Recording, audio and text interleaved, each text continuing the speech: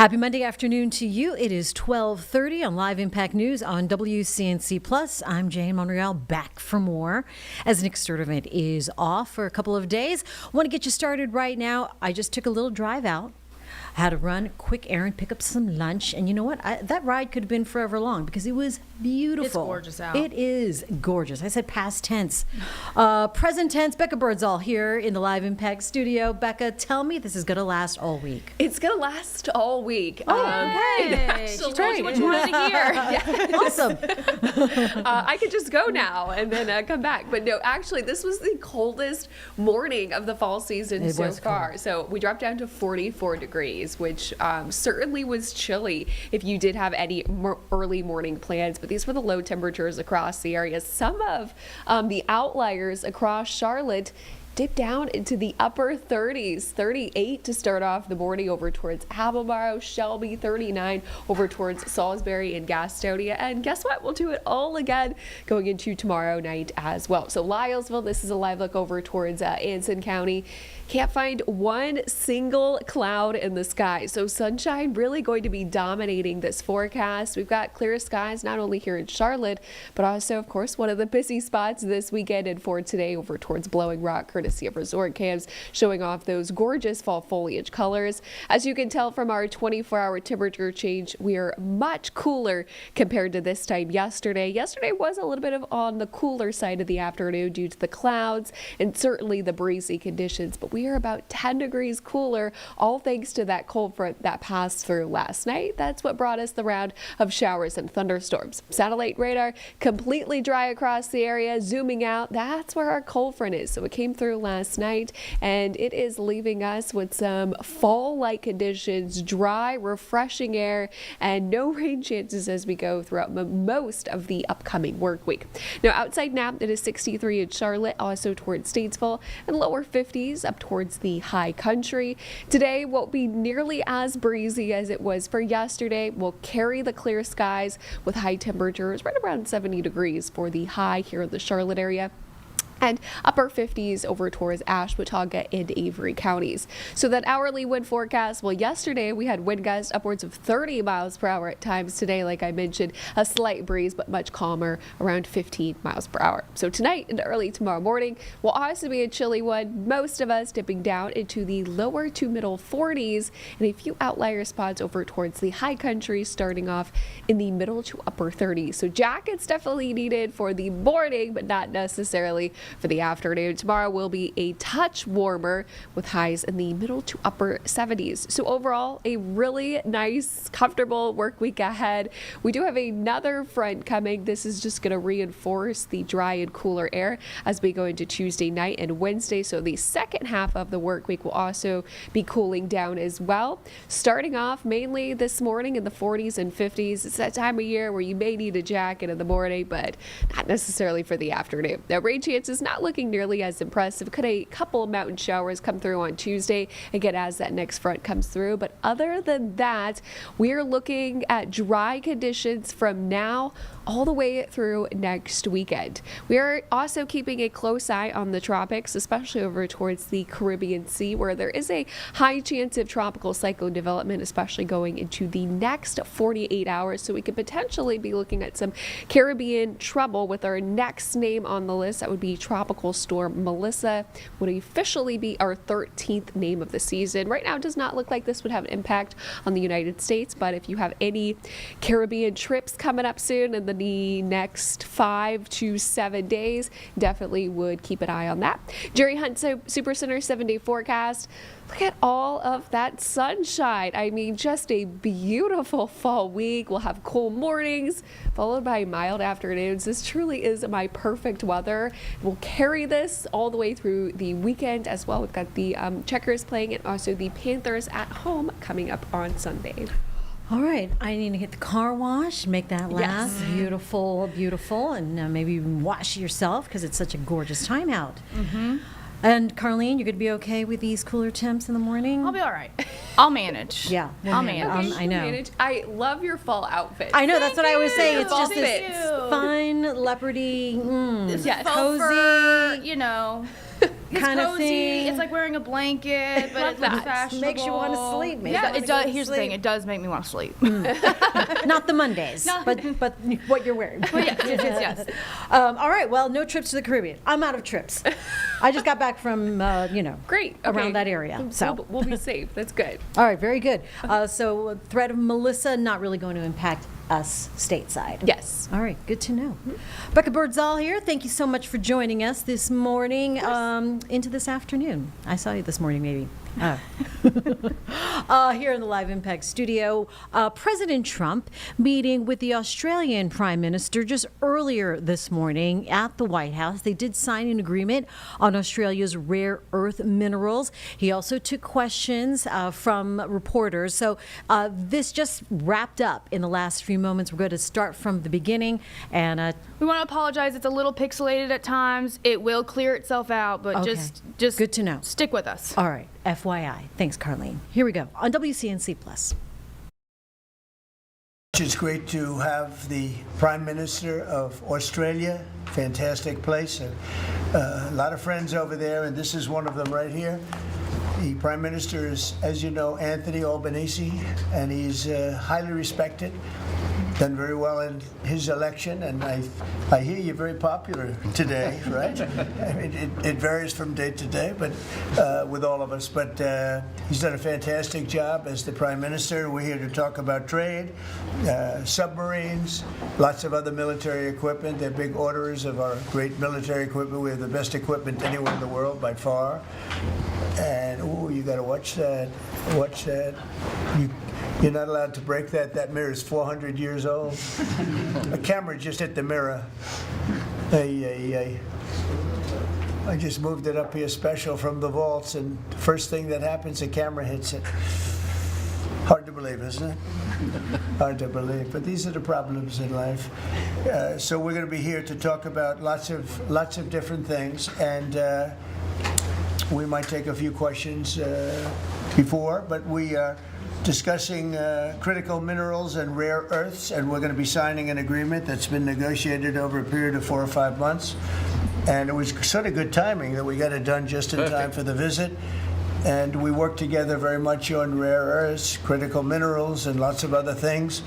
And we've had a very good relationship. We've been working on that for quite a while. In about a year from now, we'll have so much critical mineral and rare earths that you won't know what to do with them. They'll be worth about $2. But in the meantime, we're working with Australia and other countries. They're working with us too, but other countries also on that. But we're really working on anything having to do with military protection, military ships, vehicles, guns, ammunition, everything, the whole thing. We've been long-time allies, and I would say there's never been anybody better. We fought wars together. We never had any doubts, and it's a great honor to have you as my friend. It's a great honor to have you in the United States of America. Please, would you like to say something? Well, thank you so much, Mr. President, for the invitation here to the White House and for showing us around the improved Oval Office, and for what you're doing around here as well, and for the great honour as well of my delegation staying just across the road. We could have walked, but they didn't let us. We drove all of 20 metres there from Blair House, but it's a great honour to be able to stay there. We are great friends and we're great allies, and this is a relationship that's been forged in the battlefields of the world. We have stood side by side for freedom and democracy, and congratulations, I must say, Mr. President, on the work that you've done with the Middle East. It's an extraordinary achievement. And on defence, we've already had a discussion about taking it to the next level. Our defence and security partnership with AUKUS is so important for us, and I thank you for the support that the administration are giving as well. You've had the Chief of the Navy here as well, which will play obviously a very critical role with the subs and increasing the security for the region and the world. And our economic relationship is so important. The US has a trade surplus with Australia, as you know, and we can continue to take what is every opportunity to improve the relationship even further and make it even stronger. And today's agreement on critical minerals and rare earths is just taking it to the next level, seizing those opportunities which are before us to take our relationship to that next level. And it's been fantastic, the contact that we've had together, the friendship that we've developed. And Australians love America, and I think Americans kind of like Australia too. That's true, we do. And as we go forward, I think that today will be seen as a really significant day in our relationship. So I thank you very much, Mr. President. Well, thank you very much, Anthony. It's an honor to sign this, and we'll do it now. And then we'll take some questions. Some good ones, I think.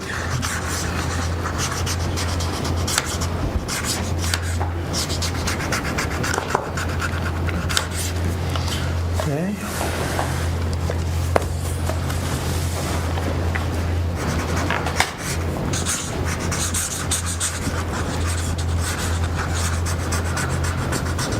It's a $8.5 billion pipeline that we have ready to go. That's right. It's all ready to go. Just getting started. And we're doing a real job on rare earth and many other things. Perhaps I could ask John to say a few words, and then we'll exchange papers. But just how are we doing on your naval purchases and all of the submarines that we're working on with Australia? How's that going? Thank you, Mr. President. Obviously, Australia is a very important ally of ours in the Indo-Pacific and in every battle. They fought with us since World War I and have always been side by side.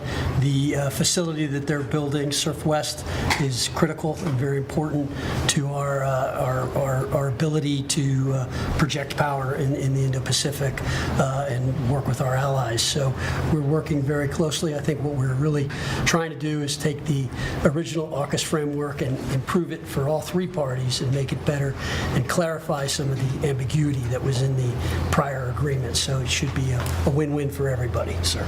And the submarines that we're building for Australia are starting to really move along, right? The process is getting very exciting, isn't it? We're getting better. That's good.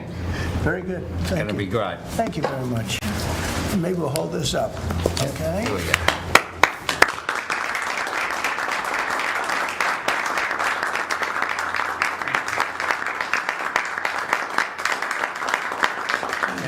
Thank you very much. President.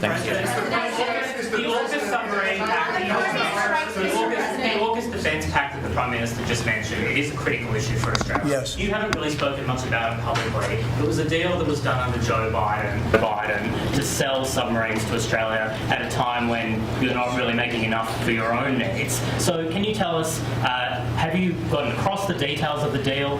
Do you support it, and will you honour it? It was a while ago, and nobody did anything about it, and it was going too slowly.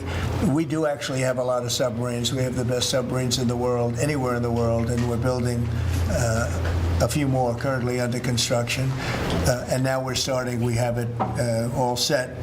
With Anthony, we've worked on this long and hard, and we're starting that process right now, and I think it's really moving along very rapidly, very well. But if the rate of submarine production doesn't guarantee Australia will get the boats. Mr. President, at least 32 people have been killed in those Caribbean. Thank you. China's bad behavior has really only gotten worse since the AUKUS partnership was formed. With that in mind, is the door open for Australia to get additional nuclear-powered submarines or other military capabilities not already in the deal? Been very respectful of us. They're paying tremendous amounts of money to us as in the form of tariffs. As you know, they're paying 55%. That's a lot of money. They never were paying anything over years and years and years.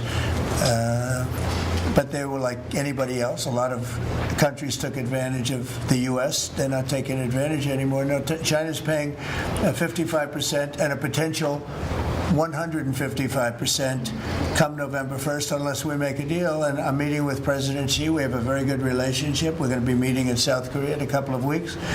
And we'll see what we can do. We have a very good relationship with China, but, you know, it's been probably a little bit like your relationship with China. They try and take advantage, but most countries do. I mean, I can say the European Union took advantage, but not anymore. We worked out a very fair trade deal. Japan, we worked out a very fair deal. South Korea, where I'll be meeting President Xi, we worked out a very fair deal. And I expect we'll probably work out a very fair deal with President Xi of China. So most of you will be with us. It's going to be very exciting, and I think we're going to work out something that's good for both countries. Are you at least interested in expediting the nuclear-powered subs to Australia? Well, we are doing that. Yeah. We have them moving very, very quickly. Mr. President, I don't think you've ever been to Australia. Have you thought about coming to Australia and trying out some of the golf courses? I would, and I actually have been to Australia. And I did play one of your great golf courses. They have great golf courses there. But I have been to Australia, actually. Would you come again? Oh, I would. In fact, I've been invited to go, and Indeed. I'll have to give it serious consideration. No, it's a real possibility. Did the Prime Minister invite you today? He did. Perhaps we could time it. Must be President's Cup that Australia hosts as well. When is the President's Cup? We'll organise it at a time suitable for you, Mr. President. All right, since there's a lot going on right there, we're going to take a quick reprieve here. We'll come back and bring you more of these moments that were recorded just wrapping up moments ago from the White House. We'll be right back on Live Impact News on WCNC Plus.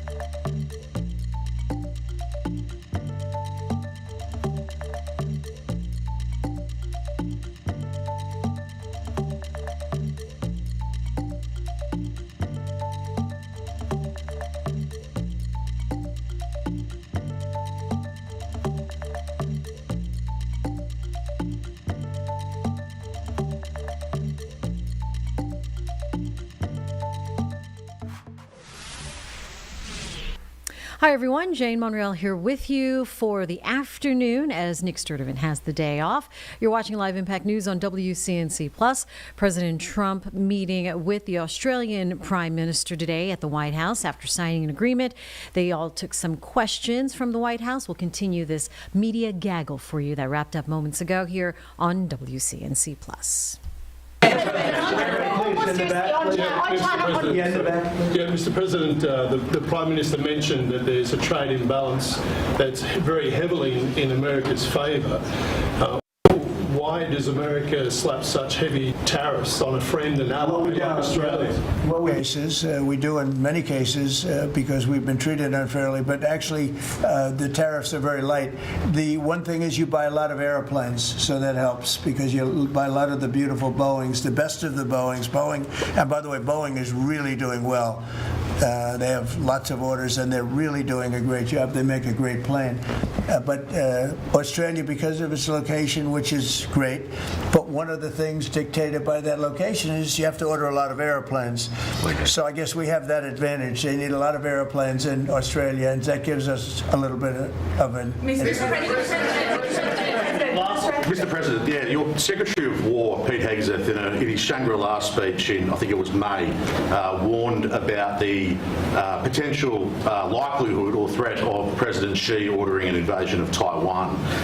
2027 is also the year that Fleet Base West is supposed to start rotating those US and UK submarines.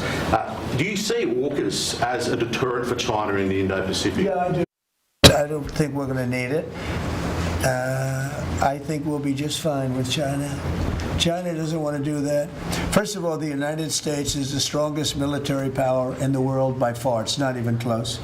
Not even close. We have the best equipment. We have the best of everything, and nobody's going to mess with that. And I don't see that at all with President Xi. I think we're going to get along very well as it pertains to Taiwan and others. Now, that doesn't mean it's not the apple of his eye, because probably it is, but I don't see anything happening. We have a very good trade relationship. We're going to have a very good, I think, when we leave South Korea, it could be wrong, but I think we'll end up with a very strong trade deal. Both of us will be happy. No, I don't see that happening, no. Given the trade surplus that the US enjoys with Australia, would you consider lifting the tariffs that you've imposed on Australia? And can you give us any details about the critical minerals agreement that's been signed? Amazing because, really a reason that I was able to settle almost all of the, I've settled 8 wars in 8 months. Not bad. I have one more to go. It's Russia-Ukraine, and I think we'll get there, but it's turned out to be nasty because you have 2 leaders that truly hate each other, You can't have it all, right? They hate each other beyond all else. And it makes it actually a little bit difficult. But we try, of the 8 deals, I would say because of tariffs, 4 or 5 of them were settled. It's an amazing thing, the power of tariffs in terms of our country. But tariffs have always been used against us. We never use them against anywhere else. And now you have a president that for national security reasons and other reasons is using them. And we've become a very rich nation again and a very secure nation again. But we've also become a nation that used that power of tariffs and the power of trade to settle 5 of the 8 wars that I settled. I settled 8. I'm very proud of that. Nobody else has settled 1. I don't think there's been an American president that settled 1. I think there probably hasn't been outside of the 2 countries involved, or however many are at war. I don't think there's ever been an outside country that settled a war, period. So I settled 8 in 8 months. I'm proud of that. Now, in the meantime, I'm running a country that's right now we're the hottest country anywhere in the world. We were dead. A year and a half ago, we were a dead country. Now we're the hottest country in the world, economically and otherwise. So, but I will say this, Australia pays very low tariffs, very, very low tariffs. In fact, Australia pays among the lowest tariffs. Mr. President,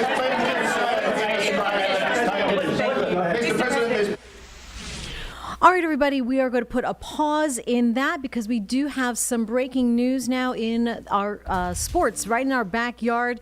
Bryce Young, quarterback for the Panthers, expected to miss Week 8, according to the NFL, will miss on Sunday against Buffalo Bills. An MRI revealing that the high ankle sprain is going to put him out, so he is expected to miss this weekend's home game. Andy Dalton now in line to start against Buffalo and quite possibly beyond, according to Tom Pelissero, whom the NFL did attribute their post to. Panthers QB Bryce Young expected to miss Week 8 versus the Bills with that high ankle sprain. I have sent a message to our Danielle Stein as well. So as soon as we can get her on the horn, we'll try to get you the latest in what we know about Bryce Young's ankle sprain and the injury that's going to put him out for this game. As the Panthers are seeing a winning season for the first time in a very long time. That's unfortunate. But Andy Dalton stepped up over the weekend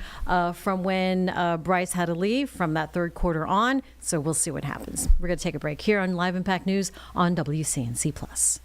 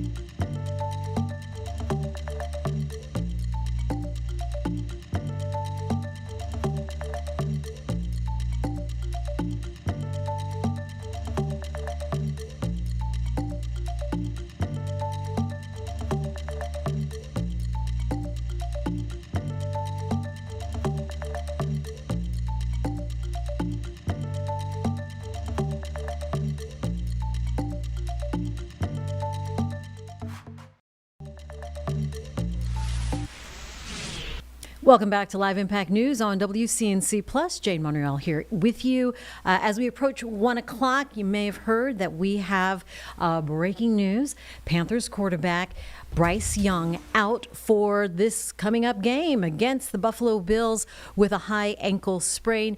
NFL posting this on their X account. If you want to know more information, you can also go to our website, WCNC.com.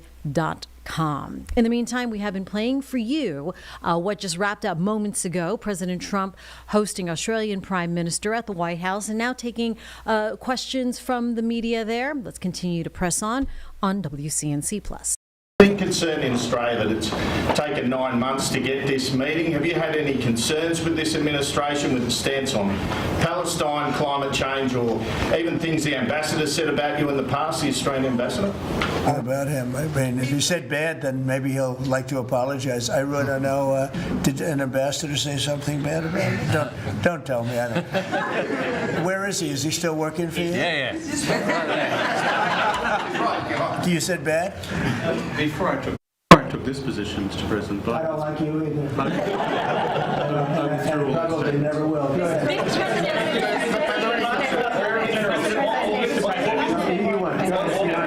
Mr. President, your Secretary of the Navy said there will be some clarifications around some ambiguities on AUKUS. Can you tell us what those... There's just minor details that he'll take care of. Can I ask you specifically on... John, you're going to get that taken care of, right? There shouldn't be any more clarifications because we're just going now full steam ahead building.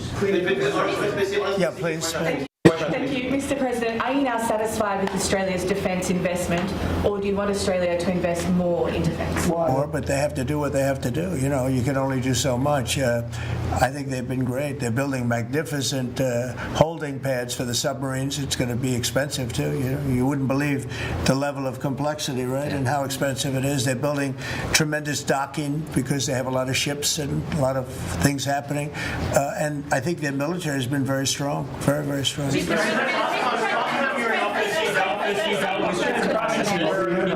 Mr. President, on the war that you haven't solved yet, the Ukraine-Russia situation, have you now locked in a meeting? And can you explain, just a few weeks ago at UNGA, you said that Ukraine could possibly win the war and keep its territory, but now this story seems... Well, but they could still win it.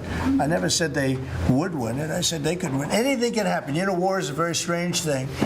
A lot of bad things happen, a lot of good things happen. If you look at the Middle East, I would say prior to us hitting Iran so hard, we could have never made that deal because you would have had a dark cloud over the Middle East when we took out their nuclear capability, which was one of the great military maneuvers of all time. It was flawless. You saw that. Yeah. Those magnificent B-2s. I mean, that was a flawless move that was done by some very talented people, headed up by Pete and everybody else, and our great generals, and General in particular, Raisin Kane. We did a great job, and when that happened, everything was different, and we were able to get a deal. If we didn't do that, if it wasn't, you know, they wanted to do that for 22 years, Mr. Prime Minister. For 22 years, I had the pilots here, the B-2 pilots, and they came to the Oval Office, and I thought they deserved it. They flew 37 hours back and forth.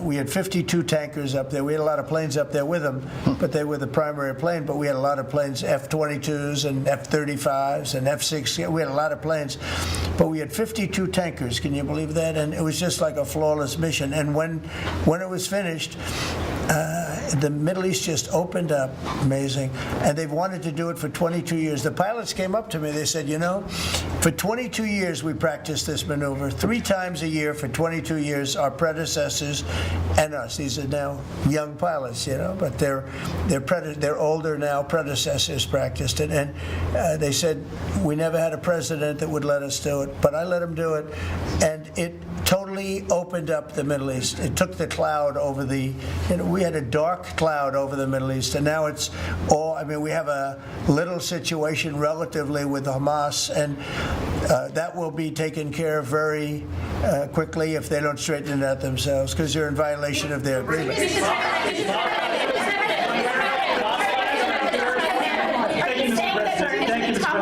change the equation there? Australia is one of the only places in the world that processes rare earth minerals. Could there be an agreement? China has 90% of the processing. Could there be an agreement over processing rare earth minerals with Australia? Sure, that's what we're doing. That's part of it. Part of the agreement. Can you say with Go ahead, please. Thank you, sir. Just, sorry, on a follow-up on Taiwan, there are reports that you will come up, or China is pressuring you to not support independence for Taiwan in exchange for a trade deal. Well, I'm not going to talk about that. What I'll talk about, you and I will have that discussion in a couple of weeks when I'm in South Korea with President Xi. We're going to be talking about a lot of things. I assume that's going to be one of the things, but I'm not going to talk about that now. Yeah, please. Mr. President, you just alluded to the violence in the Middle East. What steps is the administration taking to maintain the ceasefire? Well, a lot of steps, and right now it's in the hands of others. You know, we have 59 countries that agreed to the deal. We have a peace in the Middle East for the first time ever. We made a deal with Hamas that, you know, they're going to be very good, they're going to behave, they're going to be nice, and if they're not, we're going to go and we're going to eradicate them if we have to. They'll be eradicated, and they know that. So they went in, and I don't believe it was the leadership, but they had some rebellion in there among themselves, and they killed some people, you know, a lot of people.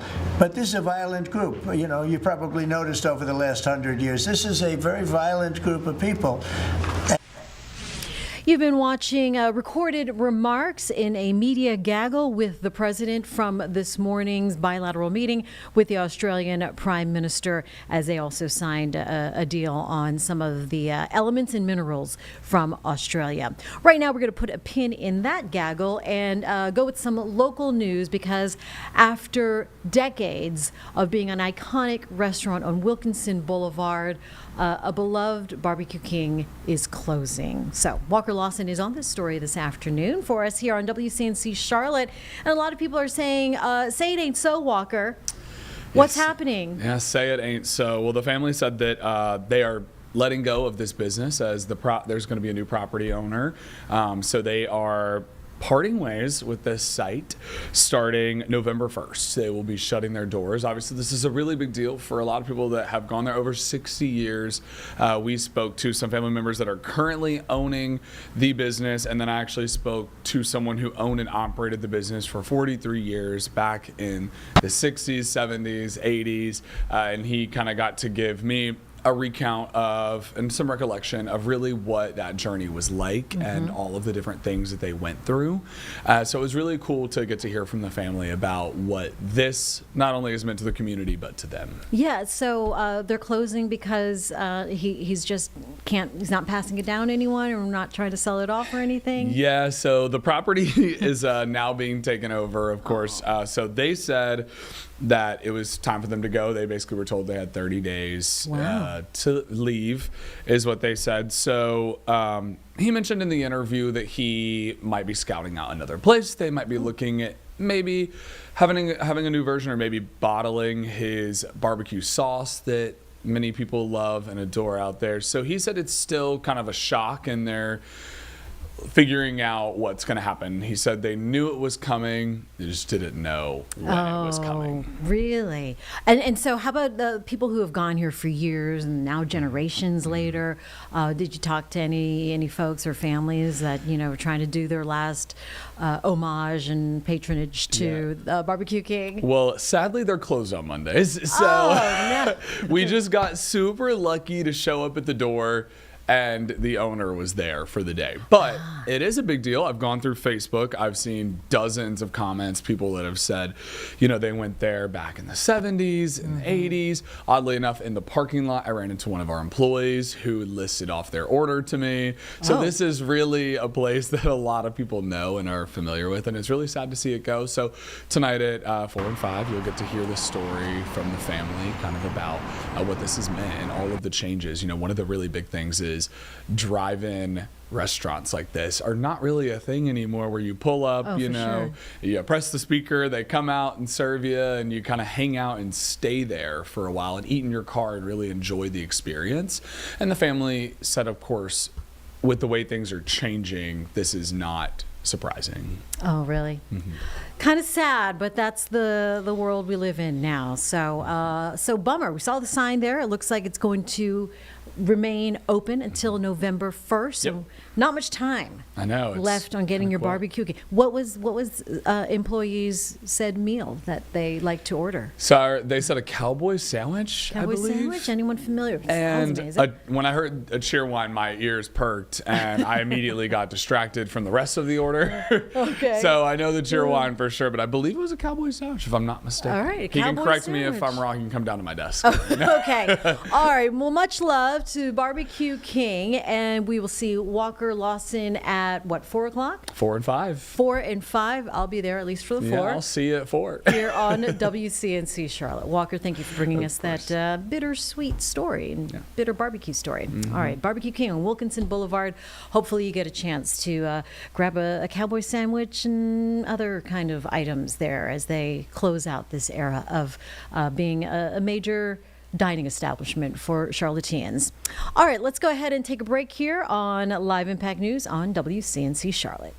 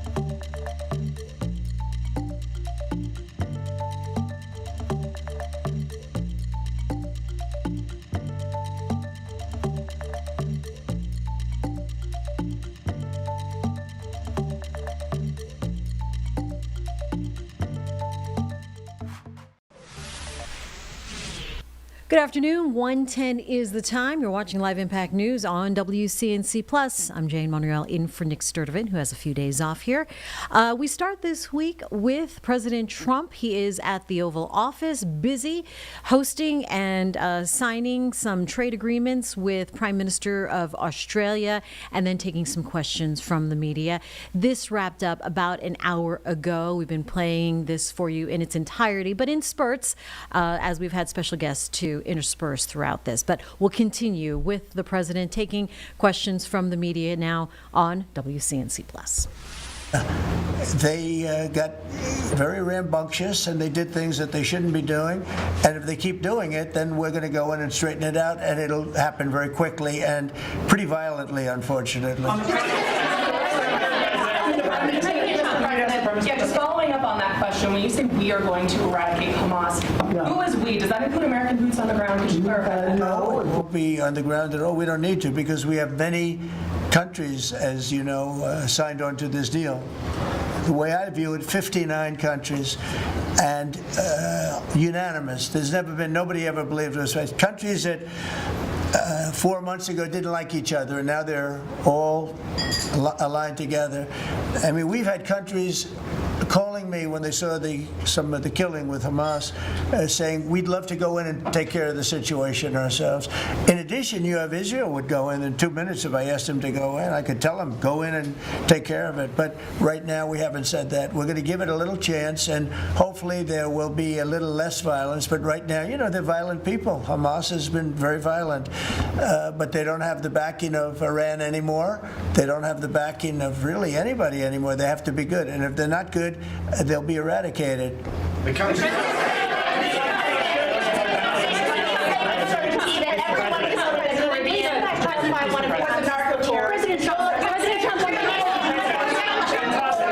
any innocent civilians killed in the Caribbean? Could the Prime Minister weigh in on more on the processing? And can Australia expand the process of rare earths? Absolutely we can, and we have the capacity to do so, and part of this deal is very specific, $8.5 billion pipeline. There'll be $1 billion contributed from Australia and the United States over the next 6 months with projects that are immediately available. There's 3 groups of projects, ones that are joint activities between Australia and the United States, such as Alcoa. Secondly is project US investment that the US will undertake in Australia, including processing, and then ones that Australia will undertake, some as well. One of them is Australia, the US and Japan as well. So what we're trying to do here is to take the opportunities which are there. Australia has had a view for some time, a bit similar to putting America first. Right. Our plan's called A Future Made in Australia, which is about not just digging things up and exporting them, but how do we make sure that we have across the supply chains with our friends being able to benefit, seize those opportunities. So we certainly see part of what this is about isn't just digging things up. It's also about processing, including the joint ventures between Australia and the United States.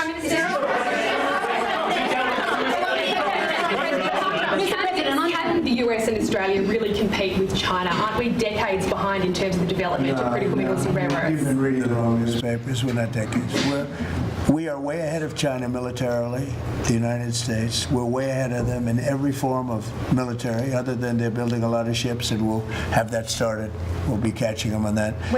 But we will, when it comes to weaponry, when it comes to, I'll go, right now, AI.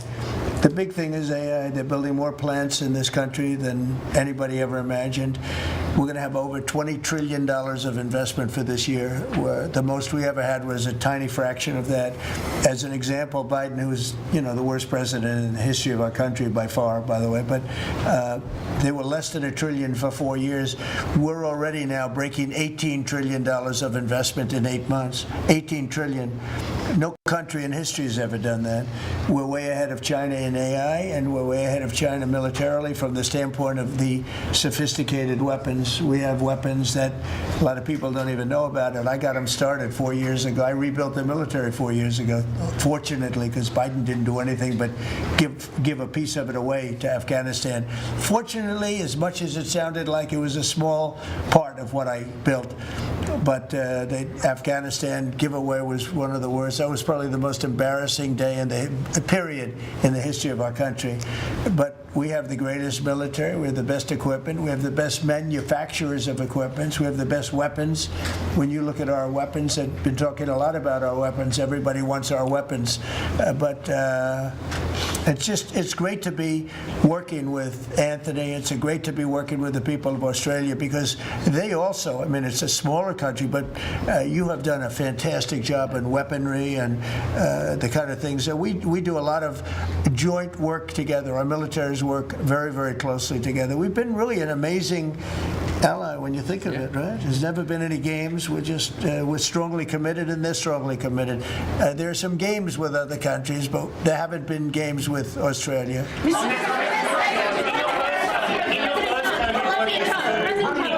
Where do you come from? I'm from Australia. Who are you with? The Sydney Morning Herald. Nasty guy. Go ahead. Oh, sorry, I'm just trying to ask a question.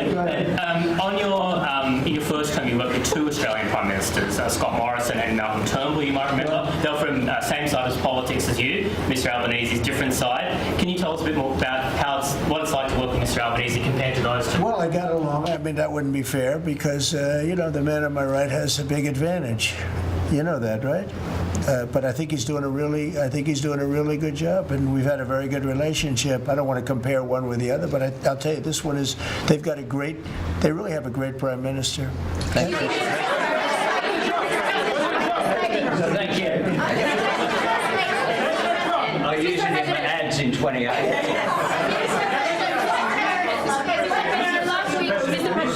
President Putin on Thursday, did you discuss his ongoing attacks on civilian areas in Ukraine? Yeah. Did you say cut it out? Did you say show an article of good faith to me? I did. But as you know, most of the people dying are soldiers. The soldiers that are dying in Russia and Ukraine, it's unbelievable. 5,000 to 7,000 a week. Can you believe it? And I look at that and I say it's pretty amazing. But in addition to that, there are attacks on Kiev and some of the other places. And it's human lives, but the big number of human lives is soldiers that are being killed in the battlefield, anywhere from 5,000 to 7,000, sometimes more than that every single week. It's not even believable. It's a bloodbath. It's the worst since the Second World War, the worst number of people. And it doesn't affect us in any way. We don't pay anything because now they pay us for the weapons that they get. The NATO is paying us for the weapons, as you know. It doesn't affect. I guess you could say that's a positive thing. They pay us, but I'm not interested in that. I did straighten it out. Biden gave them $350 billion. Can you believe it? And all they did is get deeper in. It's a shame. Gave them $350 billion.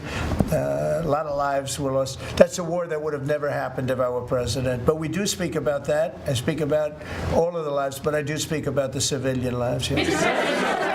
The First Lady has done such an amazing job on the Ukrainian children who were abducted by Russia. Would you support Senator Lindsey Graham's bill to declare Russia a terrorist state? And you have within your power, you're the most powerful man on earth. Why don't you just enable Ukraine to finish this war tomorrow? Well, if you knew anything about what you were talking about, you'd be able. You do. I don't think you do. I don't think you do because it's a little more complicated than that. But it sounds easy. We're in the process of trying to make a deal. If we make a deal, that's great. If we don't make a deal, it'll be a lot of people are going to be paying a big price. President Trump, so a question to both of you, if you don't mind. So, I love this haircut. Thank you. I'm going to try that. I love it. Go ahead. So, as you all know, China controls 90% of the global supply of critical minerals. They have launched attacks on Australian companies, primarily Lynas Rare Earths. What will happen to China if they don't play fair with this? So, it's a very interesting question. We have a tremendous power, and that's the power of tariff. And I think that China will come to the table and make a very fair deal, because if they don't, they're going to be paying us 157% in tariffs. Right now, they're paying 55 to 57%. When I was first president, first term, we had the greatest economy we've ever had. And as you know, people don't write too much about it, but China paid us hundreds of billions of dollars worth of money for tariffs. Biden left it, but he didn't enforce it. He gave exceptions to almost everything. And so he left the tariffs, but he didn't really collect the numbers that he should have collected, and because he didn't know what the hell he was doing. So now the tariffs are much higher on China than they were before, and they're high on other countries depending on whether or not we like that country or we get along, and that's for national security purposes. So I made deals with Japan, I made deals with the European Union, or the whole of Europe practically, but the European Union, made deals with a lot of different people. We have a very fair deal for, I will say, Australia's paying a low number. They do have, I'll change it, we have a little bit of an advantage on that one. I told you, the advantage we have is airplanes. We sell a lot of airplanes to them, and they need them. It's a very vibrant place, and people go in and out, and I look forward to going there myself, and I think it's unlikely I'll be taking a ship. That's a long journey. That's a long but China has treated us with great respect. Now, in the past, they didn't treat other presidents with great respect. They would take hundreds of billions and even trillions of dollars out of the country, and they would spend it and build their military. Now they're treating us with great respect. Now we'll see what happens. I said, if we don't make a deal, I'm putting on an additional 100% on November 1st. I think we'll make a deal. They threatened us with rare earths, and I threatened them with tariffs, but I could also threaten them with many other things, like airplanes. You know about airplanes, because they can't get parts for their airplanes. We build their airplanes. We do a great job. They're largely Boeings. And we could stop the parts. We did stop the parts, actually, when they did the initial threat. That's a big... They closed down over 400 of their airplanes. But we don't want to do that. But we have a much simpler thing. If we don't make a deal, we'll charge them a very substantial tariff. And they'll be paying us hundreds of billions of dollars a year, which they're basically paying right now. We had presidents that allowed China and other countries get away with murder. We're not going to allow that, but we're going to have a fair deal. I want to be good to China. I love my relationship with President Xi. We have a great relationship. I believe after we leave South Korea, we'll be there together. We thought that would be a good place to meet. And we're going to be meeting. I'll be in Malaysia, I'll be in Japan, I'll be in a couple of others. We'll be sort of doing a little bit of a tour. I've been invited to go to China, and I'll be doing that sometime fairly early next year. We have it sort of set. But I think we're going to have a very good relationship with China. And again, they will threaten us with rare earths. I don't think they're threatening us too much right now. But they could do that, but I threaten them with something I think is much more powerful, and that's tariffs. Because at a certain point, they will not be able to do any business with us. At a certain point, if they pay enough tariffs, it's almost like saying, we don't want to do business with you, but it's probably nicer. Saying you're going to pay 158, 157% tariff is a nicer way of saying that we don't want to do business with you. And if they don't do business with us, I think China's in big trouble, I'll be honest with you. I think China is... I don't know that they even make it. I really do. I believe that they're in big trouble, and I don't want them to be in big trouble. I want them to do great. I want them to thrive, but we have to thrive together. It's a two-way street. I think when we finish our meetings, and it's going to be a big deal. Look, I'm meeting with a lot of other countries, but this seems to be the one that people are very interested in. I think when we finish our meetings in South Korea, China and I will have a really fair and really great trade deal together. I want them to buy soybeans. They stopped buying our soybeans because they thought that was punishment. And it is punishment to our farmers, but we're not going to allow that to happen because I made a great trade deal with China, a $50 billion trade deal, and they were great about it. They were doing everything that they were supposed to do. And then when Biden came in, you know, I used to call President Xi all the time to say, thank you, or you're not buying enough. In other words, they were supposed to buy. Biden, do you think Biden ever called him? I don't think Biden ever called him. You think Biden lied awake at night thinking about trade with China? He didn't know what he was doing. He was an incompetent president. We had an incompetent president, but you don't have that anymore. So I think we're going to end up having a fantastic deal with China. It's going to be a great trade deal. It's going to be fantastic for both countries, and it's going to be fantastic for the entire world. Thank you very much, everybody. Thank you, guys. Thank you very much. Thank you, guys. Thank you. Thank you, guys. Thank you very much. Thank you, press. Thank you, press. Keep going. Thank you, press. Thank you, press. Thank God. All right, played that media gaggle with the president and the Australian Prime Minister from the Oval Office. That happened earlier this morning, wrapped up here moments ago. We're going to take a quick break here. We'll see you on the other side of 2 minutes on Live Impact News on WCNC+.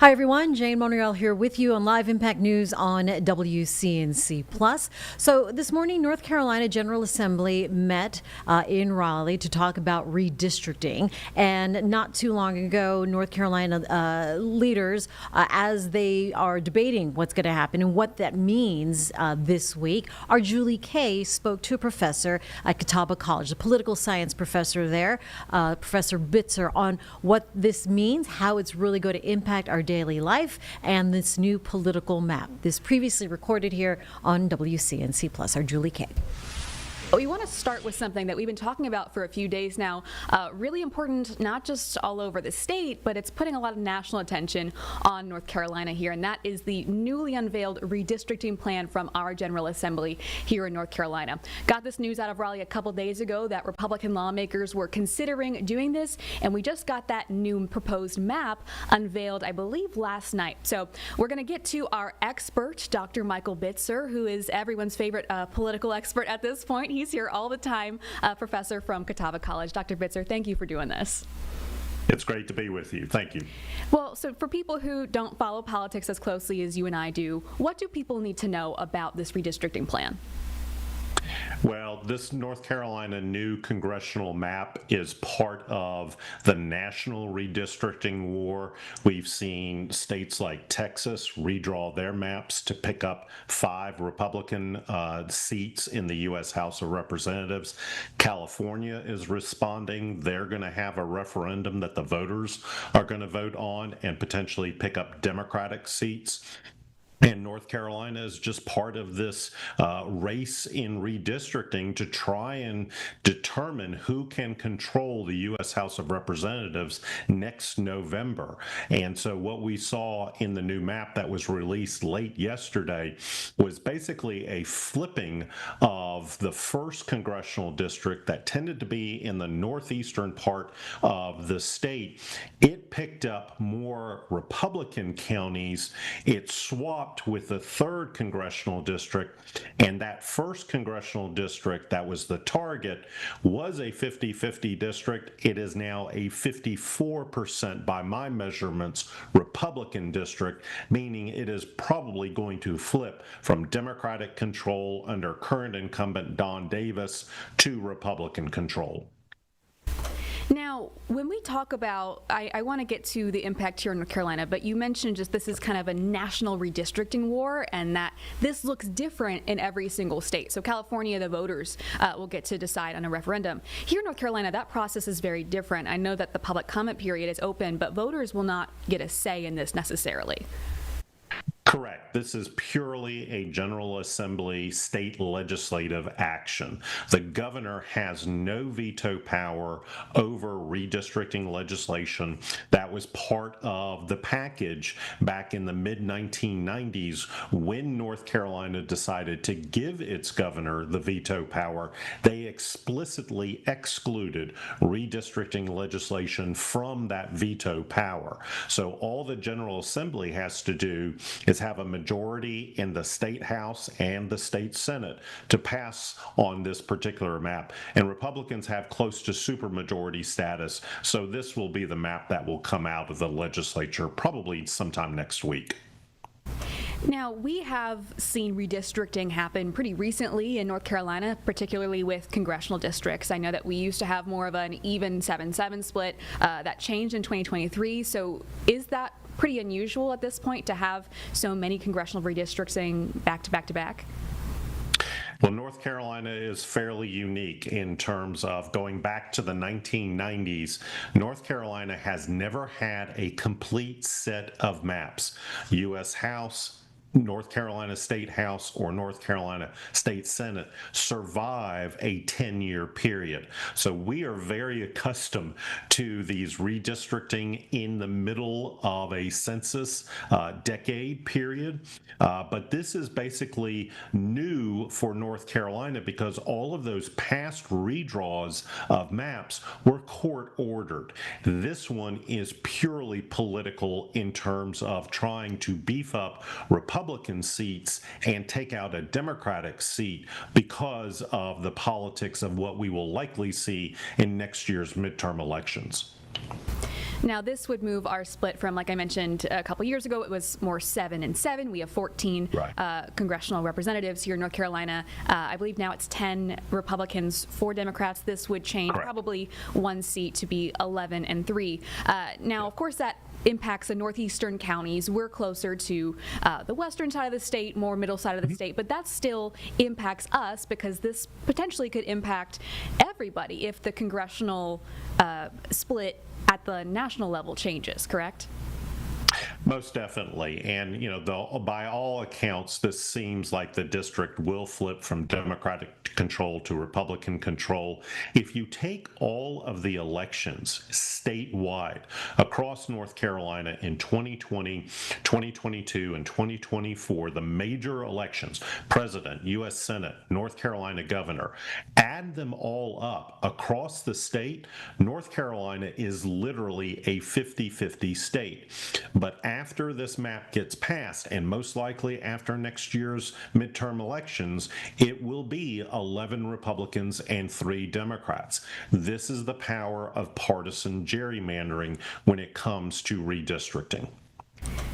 I'm glad you mentioned that North Carolina is such an interesting state in that regard. We have it on our website too, the breakdown of each of these districts that will be impacted and who they voted for in the past election, both at the governor level and the presidential level, and it's kind of split all over the place. This is a split ticket state oftentimes, and I know that this is going to really impact how North Carolina is represented. I am curious what the Democrats are going to do. I know you said that there isn't much because the Republicans have close to a supermajority, but we've talked about Representative Don Davis, who is the target here. I have a quote from him. He told RAL, families across eastern North Carolina are struggling and feel that Washington, D.C. is broken. I understand these concerns all too well, and goes on to say that politicians should be focusing on fixing bigger problems. That's kind of the Democratic response I've seen. Is there anything they can do in terms of stalling this vote? Anything that you expect from the Democratic side?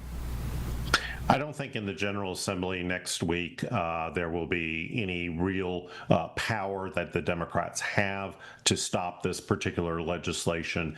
It would not surprise me in the least if once this legislation is passed, you have a lawsuit. And particularly, it will probably be a racial discrimination lawsuit. The key question regarding that is there's currently a case that was heard by the U.S. Supreme Court this week that could potentially gut the Voting Rights Act of 1965, take that out of the equation, and really give legislatures across the country the ability to draw districts without having to draw what's called a majority-minority district to help minority voters elect one of their own. I think once that decision is handed down, probably early next year, you may see another round of redistricting going on. I don't know if North Carolina would necessarily do that because we have a March primary. Candidate filing is in December. So it's kind of a tight window here to get this done, but most likely we will see a lawsuit filed over it. Where that goes is really dependent on what the U.S. Supreme Court will decide in that Louisiana case. Do you anticipate that that Supreme Court case may impact southern states a bit more? I think it will have a direct impact across the southern region.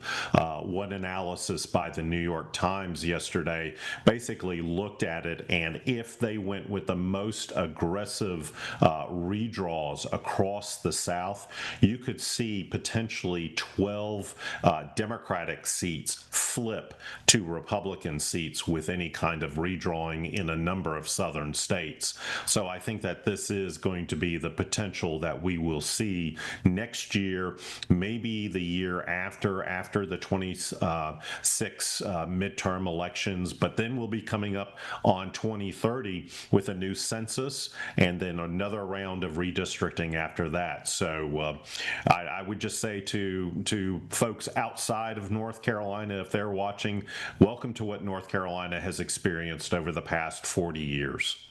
And speaking of North Carolina, General Assembly has some other big things going on that are kind of at a stalemate right now. They're going back and doing this with no budget. We are well past the budget deadline. Have you any thoughts on any headway that you expect them to make, or do you think we'll be at this stalemate for a while? It feels almost like we're at the national level as well. You know, the national government has been shut down with no continuing funding options. North Carolina continues to operate, but it's on the past year's worth of budget, so government does stay open. But it feels like the two are just kind of locked in terms of where they are. At the national level, it's very much Republicans versus Democrats. Here in North Carolina, it's fairly unique in that it's North Carolina House Republicans versus North Carolina Senate Republicans. And that's where the stalemate and the dynamics are really at play here in this state. Lots going on, both at the national level and the state level. Dr. Bitzer, anything else you think people need to know about what's going on right now? I think certainly just stay tuned. I mean, there will be continuations of change going on in American politics and certainly in North Carolina politics. So I just encourage everybody, stay on top of the news as best you can. And Dr. Bitzer, get some rest. I'm sure you're going to be busy for the next couple of weeks. Lots going on, but we always appreciate your insight. Thank you for doing this. And that was our Julie Kay sitting here in Live Impact News hot seat, talking to Professor Bitzer and what redistricting means. By the way, the redistricting meeting that happened today at the General Assembly is also available. We streamed that meeting earlier here on Live Impact News. That's available to you if you want to watch that on our YouTube channel or WCNC.com. We're going to take a quick 2-minute break here on Live Impact News on WCNC Plus. We'll be right back.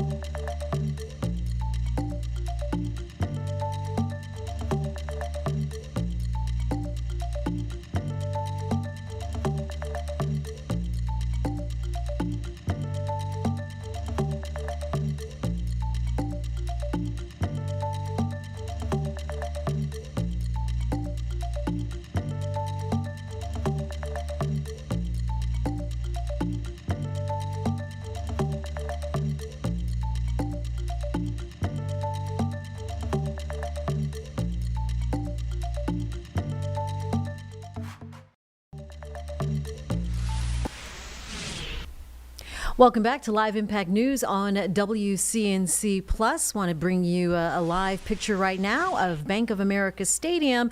Want to let you know that we are covering some breaking news in the way of quarterback Bryce Young. This is from the NFL posting on X moments ago that Panthers quarterback Bryce Young expected to miss this upcoming weekend game with Buffalo Bills because of that high ankle sprain that took him out yesterday on their win against the Jets in the third quarter. Andy Dalton expected to take the snap this Sunday. We will keep you updated. And our Danielle Stein is at a press conference right now with Coach Dave Canales, expected to hear more on Mr. Young's injury and prognosis and what can be expected beyond as we are now looking at a winning season for the Cats. All right, today is a beautiful day. It has been. It is a Monday, but you know what? What better way to start with sunshine and cool temps on this fall day? We have a look at your weather right now and what else can be expected on WCNC Plus. Well, good Monday afternoon to you. I'm WCNC meteorologist Majestic Storm. Hope you had a great weekend. We are heading into our new work week with a whole lot of sunshine, cool mornings, very mild afternoons. It's been a gorgeous start to the day, hasn't it? Now, when you stepped outside this morning, did you feel that chill in the air? Well, it is official. This morning was the coolest morning of the season so far. We dropped down to 44 degrees here in Charlotte, and prior to this morning, it was just on Friday that we had the coolest start to the day of the season at 48 degrees. So we have cooler temperatures heading our way as we're heading into the next few days, so keep those jackets handy. Here's the silver lining though. It's not just a cool day, it's just a cool morning, and then into the afternoon we get to warm very, very nicely into the 70s. Tomorrow we will near 80 degrees. Tomorrow's my warm day in my 7-day forecast, but then we have a cold front that moves through Tuesday night, and that'll bring down those temperatures for the rest of our work week. Hourly forecast though for the rest of the afternoon and evening as you're picking up those kids after school today. Could be a good day to head out to the park or just simply send them outside to play. Temperatures will be nice for everyone. Maybe you're heading out to the golf course. We'll be topping off mainly into the lower end of the 70s. 72 in Charlotte, Monroe, out towards Chirac, 71 degrees. Now in the mountains, it has been a breezy but beautiful day today, and a lot of your temperatures, they won't even reach 60 degrees. So yes, that is sweater weather. Keep the sweater handy for tomorrow morning as well, because look at those overnight lows. We'll be dropping down into the 40s and even some 30s. 45 degrees in Charlotte, so right around where we were this morning. Low 40s out towards Hickory, 37 tonight in Boone, and 39 in Morganton. Let's talk about that bus stop forecast tomorrow as we're sending those kids off to school. Again, grab a jacket. They'll need at least a sweatshirt. It's going to be gorgeous though, and then by the time they're coming home from school or any after-school sports activities, we'll see those temperatures nearing 80 degrees. And remember, this cold front, we're going to be watching it because here's the deal. It moves in Tuesday night and into Wednesday.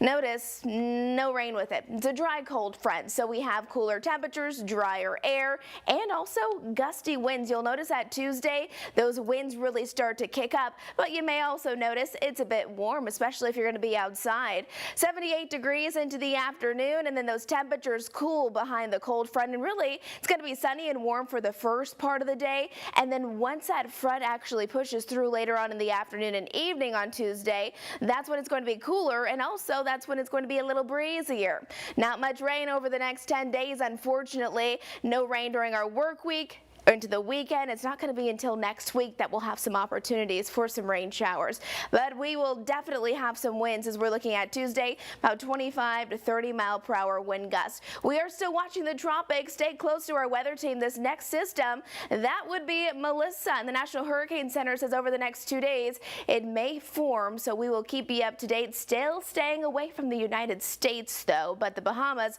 could have some issues. All right, here we go. Our Jerry Hunt Super Center 7-day forecast. Plenty of sunshine for us today and throughout the rest of the week. Sunny and warm by tomorrow, again nearing 80 degrees, but don't forget your jacket. You'll want it in the morning. We'll be waking up to mid-40s. No rain showers, and if you're already making those weekend plans, I know it's only Monday. There's a lot going on around town. Low 70s, and again, lows dropping down mainly into the 40s and 50s. I hope you have a great week.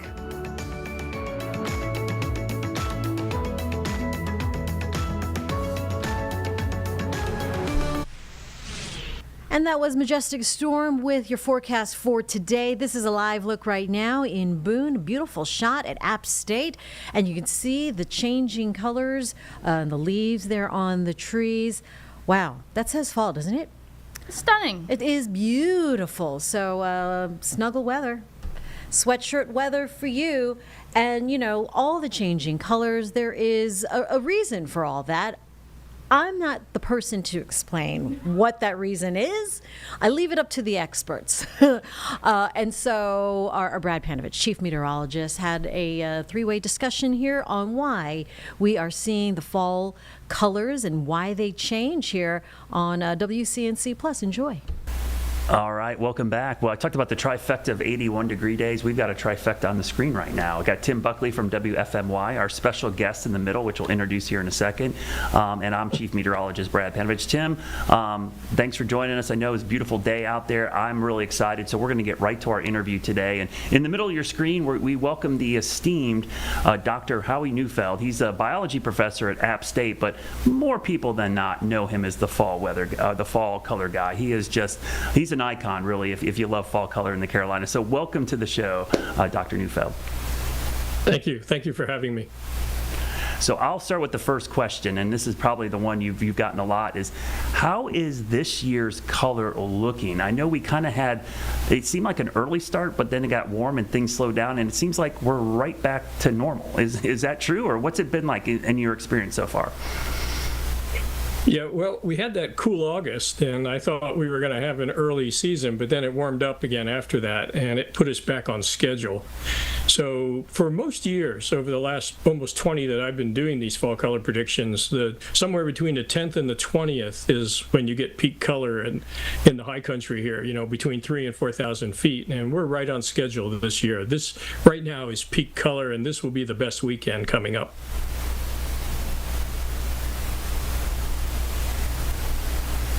Greensboro. I took a drive up there on Monday and read along all the popular spots. I know you keep posting these pictures every day. To me, it looks like the color is about as vibrant as you would want it to be.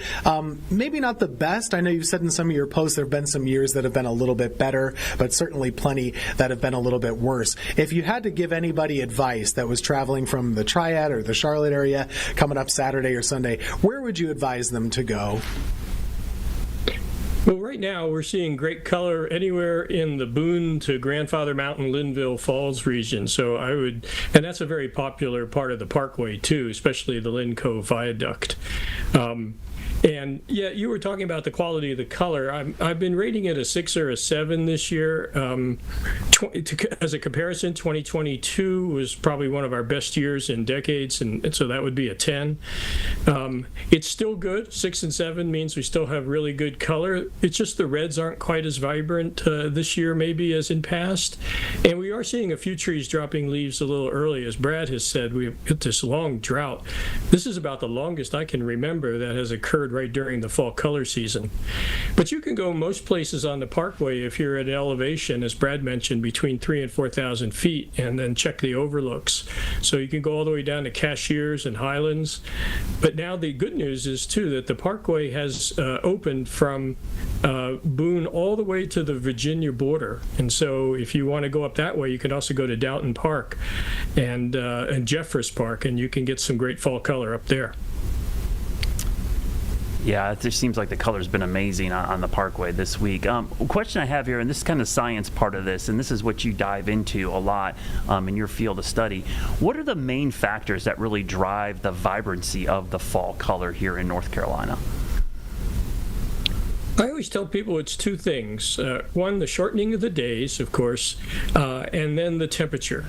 And the best color comes out when you have a period of time, about a month before peak color, say starting in mid-September going into October, when you have a preponderance of cool sunny days and cool nights.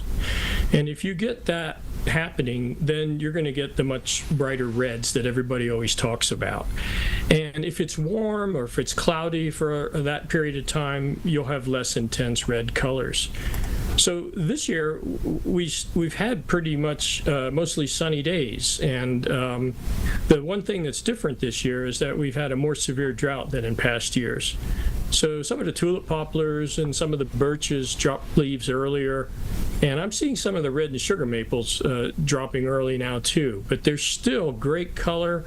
It's kind of patchy, so you need to drive along the Parkway, and when you get to an overlook, check it out, and some will be good and some will be less colorful, but you can still have a good experience up here. One of the things that you've mentioned in the past that I've found really interesting is just noting that North Carolina as a whole tends to have one of the longest fall color seasons of anywhere in the country, or maybe the world, like you said. Can you elaborate on that a little bit? Sure. So colors start at the high elevations because it's cooler up there. And each week, the wave of color will move down the mountain. And so you start to see color of the birches and the other trees that are at the high elevations in late September. And then each week that color wave moves down till you get to the parkway, 3,000 or 4,000 feet, and then in the latter part of October it moves into the foothills, and then once you get into November it moves into places that are below 2,000 feet in the Piedmont, and you can just keep following it right all the way across North Carolina till you get to the coast where you may have color happening around Thanksgiving. So if you think about it, that's about 9 weeks of fall color if you track it all the way from the western part of the state to the eastern part, compared to, say, New England, which might be 2 or 3 weeks at the most. So we have a great opportunity of seeing color. So if you miss it in one area, you can just go to somewhere else and you'll still see color. Yeah, it sounds like I have a good retirement plan. I'm just going to rent an RV and move from the mountains to the coast throughout that 9-week period. You bring that up. Like, how far south do you see fall color in the United States? Because I think people often wonder how far south to where you get to where there's no more deciduous trees where you're going to have fall color. Is there a cutoff, and has that line been moving north over time? Well, yeah, you would think it would be moving north if we had a lot of warming. Call me on this if I'm wrong, Brad, because you know the weather better than I do. But this area, the southeast, is known as a warming hole. We've had very little warming compared to other parts of the country. So we haven't seen a lot of change in the timing of the color so far. Occasionally we get a year where it's delayed, like 2019, it was delayed 2 weeks, whereas in 2022 it was actually a little ahead of schedule. But in terms of going far south, I say once you get through below, well, you can have color all the way into the Piedmonts, just that you have a different quality of color because you have different species of tree. It's more oak hickory, and you get a lot more of the pines, which of course are evergreens. So I would say once you get below the foothills, that's kind of where I would drop off the quality of the color compared to what you have in the mountains. But most of the states east of the Mississippi have good fall color somewhere in the state. So it's a huge tourist attraction in this part of the country. And in the Asheville area and in western North Carolina in general, it's the busiest tourist season for the state. So it's very important, and economically it brings, not millions, but billions of dollars to the economy of states that have good fall color. And so good to see it this season rebounding this year after all the devastation of last year with Hurricane Helene. Have you noticed any impact? I noticed a lot of scars on some mountains just driving around on Monday. What have you noticed in the bounce back this fall from Helene with the fall colors? Well, the good news is if the trees withstood the hurricane and are standing, they're going to be just fine this year. But of course, the hurricane took down a lot of trees. It affected trees on over 822,000 acres of land, which is 60% bigger than Great Smoky Mountains National Park. And if we think that maybe the larger trees, 12 inches or more in diameter, were the ones that were providing fall color on those patches of land, we're talking maybe up to 17 million trees were downed by the hurricane. So in those patches, I'd expect there not to be as much color because the trees are either dead or they've been knocked over. But they will recover. The Appalachians can recover fairly quickly compared to forests in other parts of the country because we have a long growing season. But it will take decades for those to come back. So I think what you'll see different this year, if you go to the overlooks, where the trees are standing, you should have great color. But if you're looking at, say, at southeastern facing slopes, which are the ones most affected by the hurricane, you may see interspersed in those colors patches of downed trees here and there. And we'll just have to get used to that until they go through the successional change and grow back up. And then it should recover very nicely. Yeah, that's a good point. I remember with Grandfather Mountain for the Helene anniversary, and that was one of the big talking points, is now we'll have some of these younger forests now developing because of these scars, which could create new species that we're not used to seeing because they have a chance to grow now. Last question before we run out of time, Dr. Neufeld. What do you think is the biggest myth people have about the fall color here in North Carolina? Well, I think the biggest one is that it's not as good as New England. And I would disagree. I would say, that we have great fall color, but I think it's a different type of fall color. I kind of equate it to the art world, where you can put broad splashes of paint on the canvas because you have few species up north, and so you have the red and the yellows and the oranges of birch, beech, and maples. Down here, we have over 150 tree species down here, so it's like stippling, little dots of color composed of many more species. And so it's a different quality of color, maybe a little more orange-yellow, but it still has its reds. And so I think it has its own quality and beauty that I think a lot of people like to appreciate. Yeah, I agree, because it is, I mean, I've lived in both parts of the country, and I do think there's something special about the color here. It's just very unique. I like you said, the variations that you can go to the mountains, and I like when there's a little bit of green still in the valleys. I think that's really cool to see when you have the kind of the gradient from top to bottom, and so that's like an underrated aspect of our fall color here. So thank you so much for joining us. You're a wealth of knowledge, and we always look forward to your posts and your updates. And how long will your updates go through the season? I'll finish up with that question. I usually go through mid-November because I hit the places below 2,000 feet like Stone Mountain State Park and cover that color, and then after that I kind of call it quits because then the color is so far from me I can't get to it. Good point. And then we all start worrying about the snowfalls. That's when we start getting excited for that. Oh, yeah. Well, thank you so much for joining us. And if you guys aren't familiar with the fall color guy, make sure you follow him online. He gives great updates. Dr. Neufeld, thank you so much for all your hard work. Thank you for having me. All right, Tim, so let's talk about it.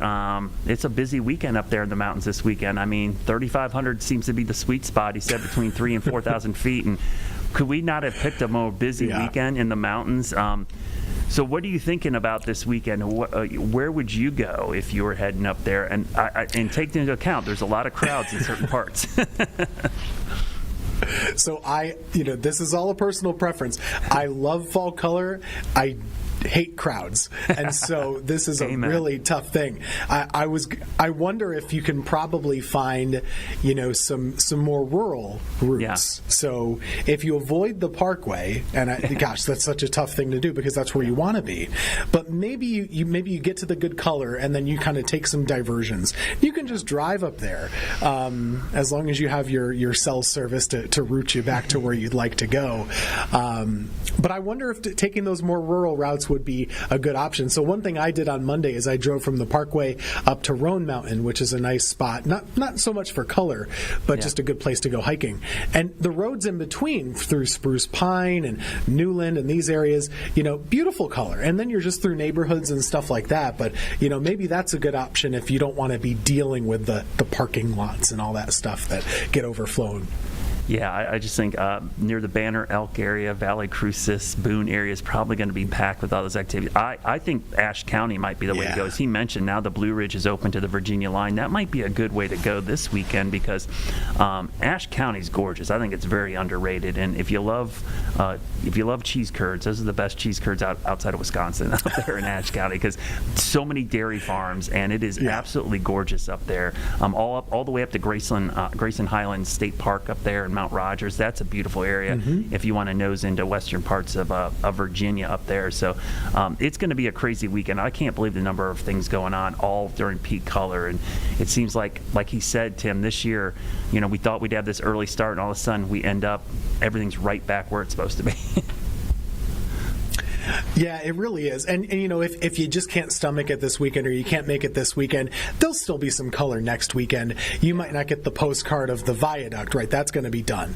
But you'll find some other spots. He shouted out Stone Mountain State Park. Very underrated, which, Tim. To me, I think that is the best kept secret in North Carolina. I'd like to keep it that way because It is just beautiful. It is a huge monolith rock that you can climb on top of. Yeah. You know that you've done the hike. It's pretty tough. There's a lot of steps, but they have a beautiful waterfall, and they do get some really good fall color. It's just below the parkway, so as Dr. Neufeld was saying, it tends to be, the first of the Piedmont or the foothills to catch color rather than the mountains. Yeah, and that place is, I know how easy it is for you guys to get to, but it's actually pretty easy for people in Charlotte because it's a straight up shot of 77, and you can get off 77 and you're right there. So it's really not that hard to get to. I think it's a very underrated hiking spot, like you said, and not a lot of people know about it, as you said. So maybe we shouldn't be promoting it as much. And you're right in the wine country there too, so there's a little bit of everything to do up in that Yadkin Valley area. It's really a pretty spot for sure. All right. A great discussion there. And of course, we'll continue to keep you updated on all of the foliage. But yeah, it's great to see here in the Piedmont. We're starting to see, even on my drive into work today here to WCNC Charlotte, a lot more yellows in some of the trees that we pass when we go into work. So with that, let's go ahead and turn to some of the news of the day, and really kind of, in this case of this story, an ongoing saga that we continue to follow. Impacts of the government shutdown. As you can see, we are getting pretty close to 3 weeks at this point of this shutdown being in place. And as you can imagine, at this point, we are seeing all sorts of impacts. One of the impacts that we're seeing, funding. And so locally, our Bria Smith has been looking into particular groups that are seeing issues because of tamped down funding or funding streams getting cut off totally. You spoke with RAIN, and so we've done stories with RAIN before. This is a group that has a very strong focus on HIV testing and prevention and reducing stigma in the community. What are you seeing as far as impacts for them? Yeah. Well, I spoke with their CEO, Chelsea, who mentions that they're predominantly federally funded. So this could really impact the work that they do in the community to provide resources, research for HIV testing and prevention. They have a location or a center called The Drop, where they, serve about 800 individuals, all with different needs. But, at that location, they provide showers, food, toiletries, laundry services, a place to just come in out of the warmth, or as we head into those colder months, the cold. So just a really pivotal resource for people in the community who need that research and those resources. And so they do have donors that they do depend on for funds, but as you can imagine, that becomes limited after a certain point. So, those federal funds are really important to the work that they do. Now, were they able to give you an idea of whether the impacts have fully arrived at this point, or is this something that they are bracing for with the expectation that it kind of just still seems like in Congress things are at an impasse and this might last a little bit longer at least? Yeah, exactly. I think they're kind of where they are right now. It hasn't fully impacted just yet. They're still open. So I actually did get the chance to go to the Drop Center, and then I saw some people who were using the services there. So they're still up and running as normal. They have a couple of events that are coming up. So I think in a few weeks, and then another in December, which will raise funds. They're always accepting donations. So I think that they're kind of bracing for what could happen in the future, but still open for people who need their resources. Yeah, you mentioned the fact that they are open to donations, so obviously there's the potential for a community element to step up and maybe contribute if folks feel strongly about this cause. We've seen with other, sectors of the community where they're bracing for impacts from the government shutdown, the potential that, for example, state resources could kind of step in and fill a gap. Did they talk anything about, how they might try to get by if the federal funding doesn't come through? I think they alluded maybe to that donation or their donors, so they're really going to reach on that end, and anything that they could do, like the events that are coming up, that the community can donate. And so hoping that our story today in our broadcast shows later this evening could be that message, or to get out to the community and say, hey, if you guys want to donate, and they're even accepting things like clothing, food, so not just monetary donations, but anything that you guys can for that Drop Center, especially again as we head into those cold months. But they're going to continue to try and provide as much HIV testing and prevention and research as much as possible and to the foreseeable future. Now, I mean, we mentioned this kind of when we kick things off here with this chat, but the fact that, we've done stories on RAIN in that, they serve a particularly vulnerable segment of our community. Did they speak on, how they feel their work is so important and how maybe they're feeling knowing that they're bracing for impacts here and they're already kind of dealing with a segment of the population that really, really needs the support? Yeah, they actually did touch on that where, especially with the LGBTQ community, how they are trying to, move past certain barriers where it comes to trust in the medical field and making sure that their clients are able to trust and get the proper education that they need on what they might be dealing with. And so I think they really just put the emphasis on the importance of what they do, making it a comfortable space for people to come whenever they need. But they do explain it as a positive uphill battle is what they're doing. So they see progress in their efforts in making sure that they're bridging those gaps within those communities, but also still working towards, just being accessible to those people who need it. Yeah. Well, we know that you are joining us with the knowledge that you're going to be wrapping up a piece for us later this evening here on WCNC Plus. When can folks see your piece? What will they see? Who are you speaking to in this piece? And any other tidbits you'd like to kind of tease us with? Yeah, so it'll come up at 6:15 this evening. We spoke with RAIN CEO, Ms. Chelsea, and we also spoke with The Drop, so their center where they have those resources, their coordinator to talk a little bit about, their interactions with these clients that come in and how grateful they are for their resources. So it should be a pretty interesting piece. All right. Well, looking forward to seeing more. Bria Smith, thank you so much for joining us. Thank you. All right, folks here on Live Impact. Really quickly, I never introduced myself. I'm Vanessa Rufus. I've just taken over for Jane Montreal. We'll be together for the next couple of hours. It is time for a quick break here, so we'll be back in about 2 minutes.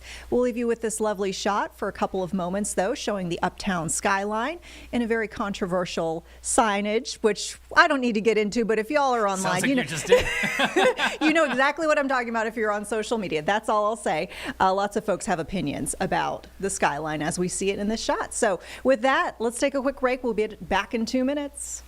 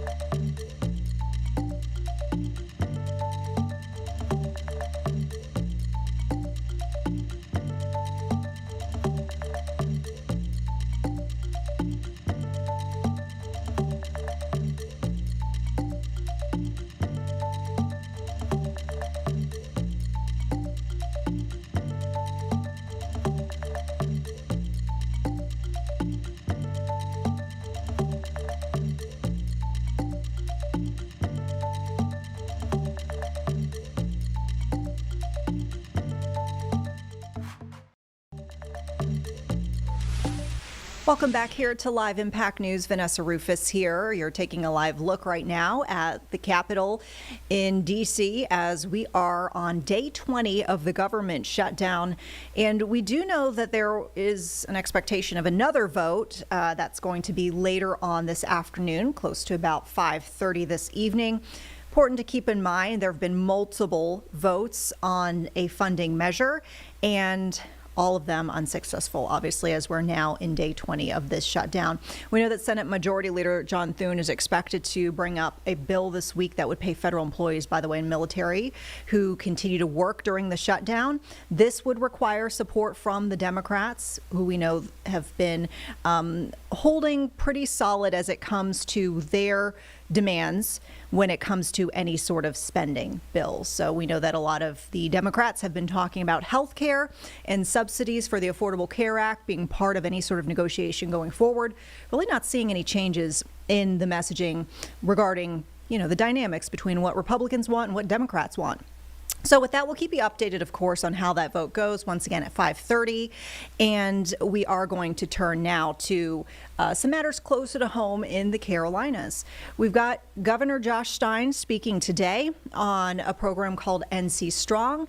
This is an effort to make North Carolina more resilient to natural disasters, more ready when it comes to economic growth and development, technology, AI. This has all been topics discussed under this umbrella of NC Strong. So with that, let's turn to his announcement from just a couple of hours ago today, and we'll jump in with anything big and breaking. Morning, everyone. Welcome back to another NC Strong update. We've got a lot going on in North Carolina. So many people making good things happen. This North Carolina Strong press conference is meant to amplify just a few of North Carolina's recent positive developments at the DMV, in Hurricane Helene recovery, and in workforce development. But before we can get to the good news, we must recognize that the General Assembly is returning to session today with the wrong priorities. Last week, Senator Berger and Speaker Hall announced that they will be manipulating North Carolina's congressional maps for partisan advantage even more than they already have. I'm extremely disappointed by this cynical power grab. Understand that the Republican legislature is abusing its power to take away yours. In our representative democracy, voters are supposed to choose their representatives, not the other way around. They are doing long-term damage. At the same time, they are failing to act on critical priorities the state faces. There are several other issues that require the legislature's immediate attention instead. What is more important than the safety and health than the people of North Carolina? The Republicans in the General Assembly need to get their priorities straight. Instead of taking away people's power at the ballot box, let's put the people first. Last week, I sent the legislature a letter laying out the action North Carolina is counting on them to take this month. First, we need to make serious investments in public safety. House Bill 307 was a step forward, but as I said when I signed that bill into law, it did not go far enough. Just as I proposed in my March budget, I am calling on the General Assembly to fund my $195 million public safety package to protect North Carolinians from violence and from fentanyl and opioid crisis. That money would provide law enforcement with pay increases and recruitment and retention bonuses. We count on law enforcement for our safety. We need to put our money where our mouths are to address staffing shortages and get more well-trained cops on the beat. Putting public safety first also means investing in mental health. The two people who committed horrific acts of violence in Southport and in Charlotte were suffering from serious mental illness. If our mental health system fails to serve people when they need it, then we are also failing to keep our people safe. One easy, preliminary step the legislature can take is to simply not go backwards. I'm calling on them to reverse the cuts they already made to our mental health system earlier this year. That includes $18.5 million from the state's behavioral health system, $15.6 million taken from the psychiatric inpatient and crisis beds, and $10 million taken from the mental health task force and recurring funding. We also have a major healthcare staffing shortage at our state hospitals. Nearly 40% of this state's psychiatric beds are empty. Not because there isn't need, but because there isn't sufficient staffing. This real problem is keeping people from getting the help that they desperately need.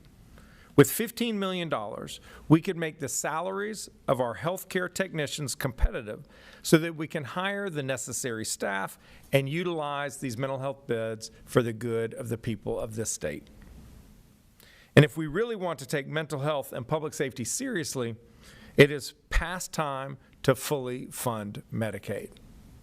The legislature knows as well as I do that the cuts that went into effect on October 1st are harming people, and the damage will worsen over time. Both chambers agree that more funding is needed. Both chambers agree on the amount of funding that is needed, and yet they have yet to appropriate it. It is a shameful abdication of their responsibility. State law requires DHHS to maintain a balanced budget. The legislature's failure to appropriate adequate funding has forced the department to make painful choices. But it is not too late for the legislature to right this ship. The legislature can still save the day.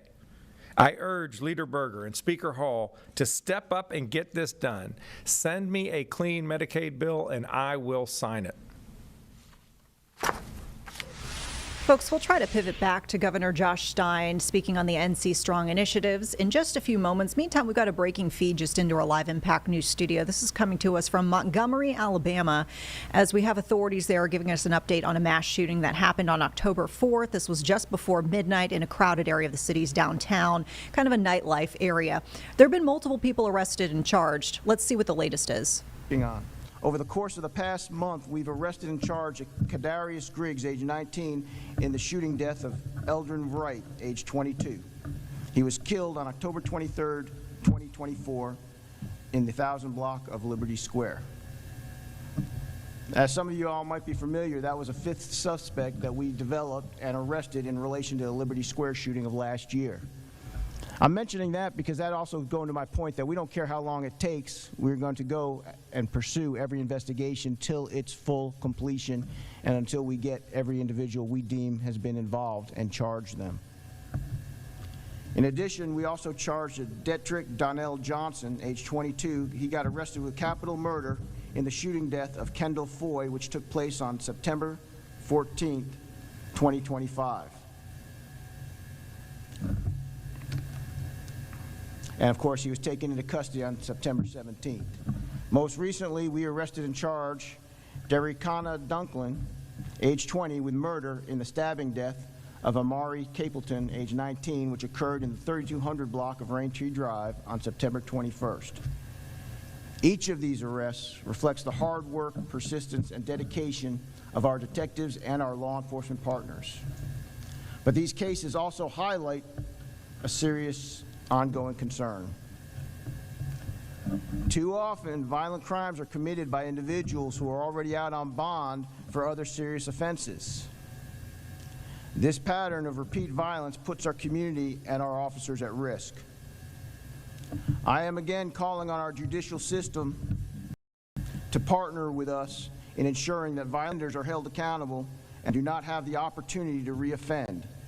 True public safety requires follow-through from the first arrest to the final resolution. In the past 30 days, 57 individuals have been arrested on felony charges here in Montgomery. Some of these arrests are connected, actually, to these major investigations, while others involve separate violent crimes. Each arrest represents a step towards restoring safety and trust in our community. To the parents and guardians of Montgomery, I want to speak directly to you. Know where your children are and who they're spending time with. Talk to them about the choices they are making. Talk to them about the people who they surround themselves with. Your awareness and guidance can prevent tragedy. Our police department remains fully committed to protecting the city. We will continue to work alongside our law enforcement partners, our community, and our judicial system to ensure justice is served, and that Montgomery remains a safe place to work, live, and raise a family.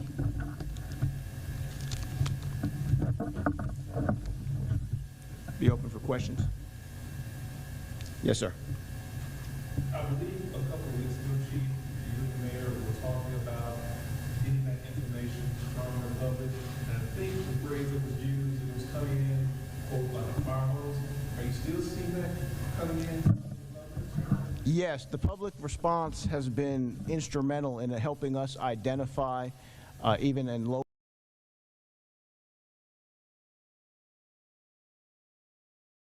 Sorry, folks, some issues with this feed. We're going to watch it for just a little bit just to make sure it doesn't come back, although it is not giving me much promise because it is quite frozen. James, we have a couple options. Do you think router 3 here is still active and live? Yeah, let's try 3. Let's move over to that, folks. We've actually been watching this for a little bit. We're getting an update from folks regarding the layoffs amid the government shutdown impacting those working with the U.S. nuclear stockpile. So apparently there's going to be a temporary layoff of about 1,400 employees because of the ongoing shutdown. Let's listen in. We have gone to a more high-tech simulation and small-scale but non-nuclear explosions to research and maintain our stockpile. This work is critical. The humans working on it are critical. We need to open the federal government as quickly as we can to assure we don't overly impact the lives of thousands and soon tens of thousands of employees who are critical to our security. And we need to take our national security seriously. The Republican bill is a clean spending bill. It just continues the spending levels exactly as they were before. This is a Biden budget that has been continued on through continuing resolutions to today. Fortunately, we've had bipartisan votes and majority votes in both the House and the Senate to keep our government open, including one of the great senators here in Nevada, Senator Cortez Masto. I thank her for her courage and for standing with our workers here in Nevada and with our country's national security. The other Nevada Senator, Rosen, has also been a stalwart supporter of the Nevada nuclear security sites and the workers here. And her last vote, she abstained. I think she wants to vote with us. I think she's going to be part of reopening the government. If you can call or reach out to her, that would be helpful. We want to get the government open as soon as we can. We want to keep all the families employed, and we want to keep on top of the critical work to not only maintain our existing nuclear stockpile, but push forward our efforts to modernize and advance that. I thank everyone for being here, and I'll take any questions you have. All right, if you have a question, just raise your hand and state your name and outlet. Ricardo with the Las Vegas Review Journal. Can you break down how many employees were furloughed? Was it clear 3,000 total, but how many employees here? So unfortunately, our ability, we have run out of federal funds for federal workers. So here, it's 68 employees were furloughed today, but all of the federal workers that we have here. Across the National Nuclear Security Administration, we've had to furlough 1,400 employees across the country. This has never happened before. The NNSA, our umbrella organization, it's been grouped together for 25 years. We've never furloughed workers in the NNSA. This should not happen. But this was as long as we could stretch the funding for the federal workers. We were able to do some gymnastics and stretch it further for the contractors. Yes, this is Ben.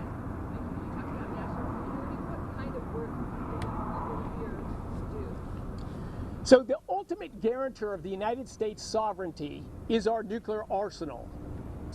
The work in Nevada was critical in designing and developing those weapons, and today we need to maintain them. We need to make sure they're all in ready working order. We need to understand when it's time to rotate out and replace weapons. A critical work for that is done here in Nevada. We also have work here to try to sense any nuclear materials that go missing, the terrorists or state actors that are trouble. We have key expertise here in monitoring those kind of activities. We also work in cybersecurity. We also work in next generation design of weapons and testing of systems up north at the Nevada nuclear security sites. So a lot of critical work here is done in Nevada. And of course, this is hard work. It takes expertise, it takes commitment. And we've assembled such a tremendous workforce that are both union and non-union. Some are contractors, some are federal government employees, but you have expertise and you have a workforce that's working well together. The last thing we want to do is see that workforce disrupted. People are out of work too long, they go get other jobs. That's a loss to our country, that's a loss to those families. Over here, sir. Name and outlet, please. Josh here with Channel 8.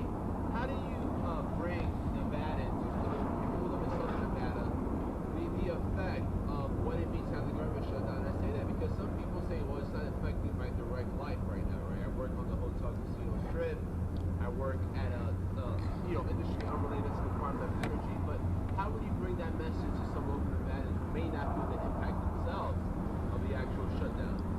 Yeah, and look, of course, the Trump administration has worked hard every day to try to minimize those effects. You know, we did everything we could to keep our federal workers here employed as long as possible, but unfortunately, today is the day our ability to deploy funds to pay those workers ended. So this is the start of federal furloughs in the NNSA, and we have far more, over 3,000 contractors working here in the state of Nevada, and they're in a different status, and we can use different funds to pay them. I spoke with a number of great workers earlier today that have raised families, children, grandchildren, and lives that are at risk. Their jobs and careers are at risk. That's stress in front of families. We want to reduce that stress. And I also say beyond the direct families, think of our adversaries abroad. This is among the most critical workers in our country. They test, maintain, and ultimately construct the modernized version of our nuclear stockpile. We need to take that deathly serious. We've never had to furlough workers in this area before. We need to end this as soon as possible. Again, I thank Senator Cortez Masto, and I plead to Senator Rosen, who has stood for these workers and has stood for the importance of our nuclear security, to move her vote from abstain to in favor of continuing the funding. Of course there's going to be debates and negotiations about particular spending bills. That's what the House and Senate are all about. But let's do it with the government open, with all of our workers being paid, and with all of our critical national security work moving forward. Other questions? Secretary, honestly, the contractors will get paid at the end of the month. If this shutdown continues past that date, do you anticipate that those contractors will have to evaluate and start shutting down those? That is exactly the risk. You know, I thought we would be starting to do that today. It's only on Friday and over the weekend. I would say the great creative work of the Trump administration about we cannot let these workers go. We have about 100,000 total contractors in the Department of Energy across our national labs and our nuclear complex. We want to keep all those people employed. But yes, if the creative extra funding we found, when it runs out, it'll be layered at different locations, but tens of thousands of critical workers, their families, and our national security become at risk. We should not be playing games with this. This is Chuck Schumer worried about his personal primary. This is one person who thinks we've got to do something. No matter how hapless it is, no matter how destructive it is for our country, we have to do something to look relevant. We got to think about our country first and our families first. Right. Any other questions? Anyone else? Yeah. There's some discussion about potentially carving out some exceptions for some people, such as people in aviation, for example, flight controllers. Is there any discussion about how we could do the same thing for nuclear workers? There is. And of course, there are people. Sorry about that, folks. That was a very disturbing noise, but I blame the internet. Yeah, we're having some web issues. Aren't we all? Everyone is. So we apologize for that. So some of our feeds have been extra dicey today, but We certainly appreciate your patience and for sticking with us here on Live Impact News. We just heard there from the Energy Secretary Chris Wright speaking on the temporary layoff of employees who work specifically with the country's nuclear stockpile. 1,400 employees will be temporarily laid off as the government shutdown is in its 20th day. Fewer than 400 employees will remain following those furloughs. And so you heard him talking about the fact that he is in favor of getting the government up and running and negotiating amongst Congress afterwards as federal employees are getting paid. We know that there's been a large impasse as we take a live look here at the Capitol right now between Democrats and Republicans.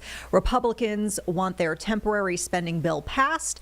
Then they say they will negotiate with Democrats. Democrats say they don't want to negotiate at all until there are concessions made for what they want, which is the extension of Affordable Care Act subsidies.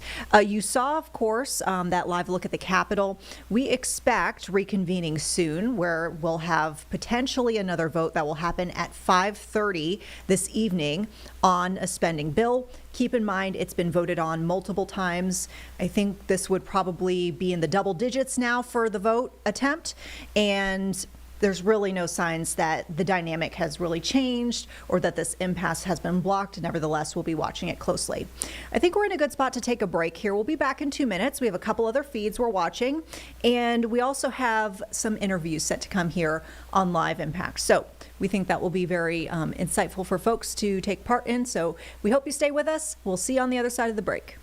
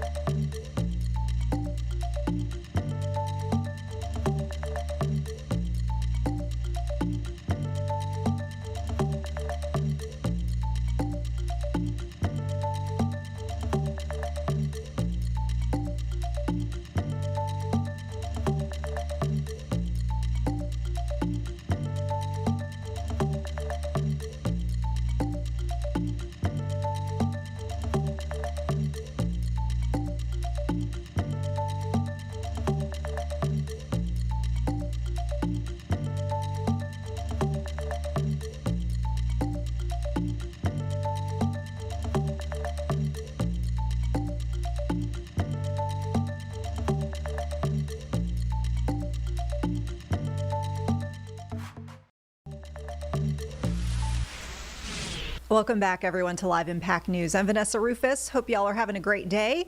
It is a lovely day here in the Carolinas. I think folks who have been yearning for a taste of fall are probably enjoying the temperatures that we're feeling. Also, just some great sunshine. Hopefully that is the case across the Carolinas, but I can tell you at the very least in Charlotte, it was a great day to be outside as we take a live look right now, showing the uptown skyline. Yeah, love that beautiful blue. Let's go ahead and get a check of our weather impacts, not even just for the day, but let's check out the next couple of days to see what we can expect here.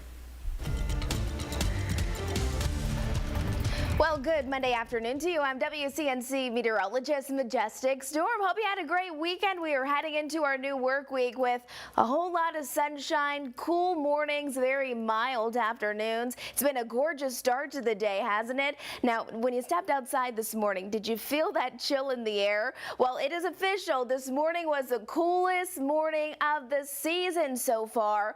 We dropped down to 44 degrees here in Charlotte, and prior to this morning, it was just noticed on Friday that we had the coolest start to the day of the season at 48 degrees. So we have cooler temperatures heading our way as we're heading into the next few days, so keep those jackets handy. Here's the silver lining though. It's not just a cool day, it's just a cool morning, and then into the afternoon we get to warm very, very nicely into the 70s. Tomorrow we will near 80 degrees. Tomorrow's my warm day in my 7-day forecast, but then we have a cold front that moves through Tuesday night, and that'll bring down those temperatures for the rest of our work week. Hourly forecast though for the rest of the afternoon and evening as you're picking up those kids after school today. Could be a good day to head out to the park or just simply send them outside to play. Temperatures will be nice for everyone. Maybe you're heading out to the golf course. We'll be topping off mainly into the lower end of the 70s. 72 in Charlotte, Monroe, out towards Charlotte, 71 degrees. Now in the mountains, it has been a breezy but beautiful day today, and a lot of your temperatures, they won't even reach 60 degrees. So yes, that is sweater weather. Keep the sweater handy for tomorrow morning as well, because look at those overnight lows. We'll be dropping down into the 40s and even some 30s, 45 degrees in Charlotte, so right around where we were this morning. Low 40s out towards Hickory, 37 tonight in Boone, and 39 in Morganton. Let's talk about that bus stop forecast tomorrow as we're sending those kids off to school. Again, grab a jacket. They'll need at least a sweatshirt. It's going to be gorgeous though. And then by the time they're coming home from school or any after-school sports activities, we'll see those temperatures nearing 80 degrees. And remember, this cold front, we're going to be watching it because here's the deal. It moves in Tuesday night and into Wednesday. Notice no rain with it. It's a dry cold front, so we have cooler temperatures, drier air, and also gusty winds. You'll notice that Tuesday, those winds really start to kick up, but you may also notice it's a bit warm, especially if you're going to be outside. 78 degrees into the afternoon, and then those temperatures cool behind the cold front, and really it's going to be sunny and warm for the first part of the day, and then once that front actually pushes through later on in the afternoon and evening on Tuesday, that's when it's going to be cooler, and also that's when it's going to be a little breezier. Not much rain over the next 10 days, unfortunately. No rain during our work week. Into the weekend. It's not going to be until next week that we'll have some opportunities for some rain showers, but we will definitely have some winds as we're looking at Tuesday, about 25 to 30 mile per hour wind gusts. We are still watching the tropics. Stay close to our weather team. This next system, that would be Melissa, and the National Hurricane Center says over the next 2 days it may form, so we will keep you up to date. Still staying away from the United States though, but the Bahamas could have some issues. All right, here we go. Our Jerry Hunt Super Center 7-day forecast. Plenty of sunshine for us today and throughout the rest of the week. Sunny and warm by tomorrow, again nearing 80 degrees, but don't forget your jacket. You'll want it in the morning. We'll be waking up to mid-40s. No rain showers, and if you're already making those weekend plans, I know it's only Monday. There's a lot going on around town. Low 70s, and again, lows dropping down mainly into the 40s and 50s. I hope you have a great week. All right, folks, hopefully that weather forecast does it for you and you enjoy what you see, although I know we could really use some rain here in the Carolinas. We'll just have to hold out a bit longer. Folks, we got a new feed. We're getting into the Live Impact News studio. This is coming to us from Kentucky, where we've got the governor there, Andy Beshear, speaking on the ongoing government shutdown. We believe he's making an announcement regarding state efforts to get senior meals and relief to folks in Kentucky as some are starting to feel the impacts of the shutdown. Let's listen in. Different pieces of legislation passed and how they're going to hurt our people. I mean, I think it's pretty ugly to cut $66 million of food assistance, and I hope you do too. Madison Porter, WKYT. Thank you, Governor. I apologize in advance if this is a repetitive question, but how will you ensure senior meal allocation is a priority when looking into the next budget, now knowing that the $10 million wasn't enough? So we put out a recommended budget, and everybody will be able to see our priority based on the amount that we put in it. But I just want to say, whether it's the General Assembly or us, it's going to be really challenging in this next one. We have been able to have years where there is no wait list for senior meals, and that's just going to be tougher as we move forward. I hope that the General Assembly continues to want that to be as small as possible, or for there not to be a wait list. But it's going to be dollars for education, or dollars for health care, or dollars for meals. I mean, we're going to be deciding between a lot of really important things. Obviously, this is one of the most important, but I don't want to lessen the tough decisions that not only we're going to have to make in recommendations, but the General Assembly is going to have to make. And I'm going to want to make sure that during that process, I step back a little bit and see where different dollars are going. But this is one where, again, I know people have used different words in describing how they think this process is going or what they want to happen. I'm just glad we have so many people who want to fight hunger this badly. And I think that means that the next budget is going to be better for senior meals than it would have been. Isaiah Kim Martinez.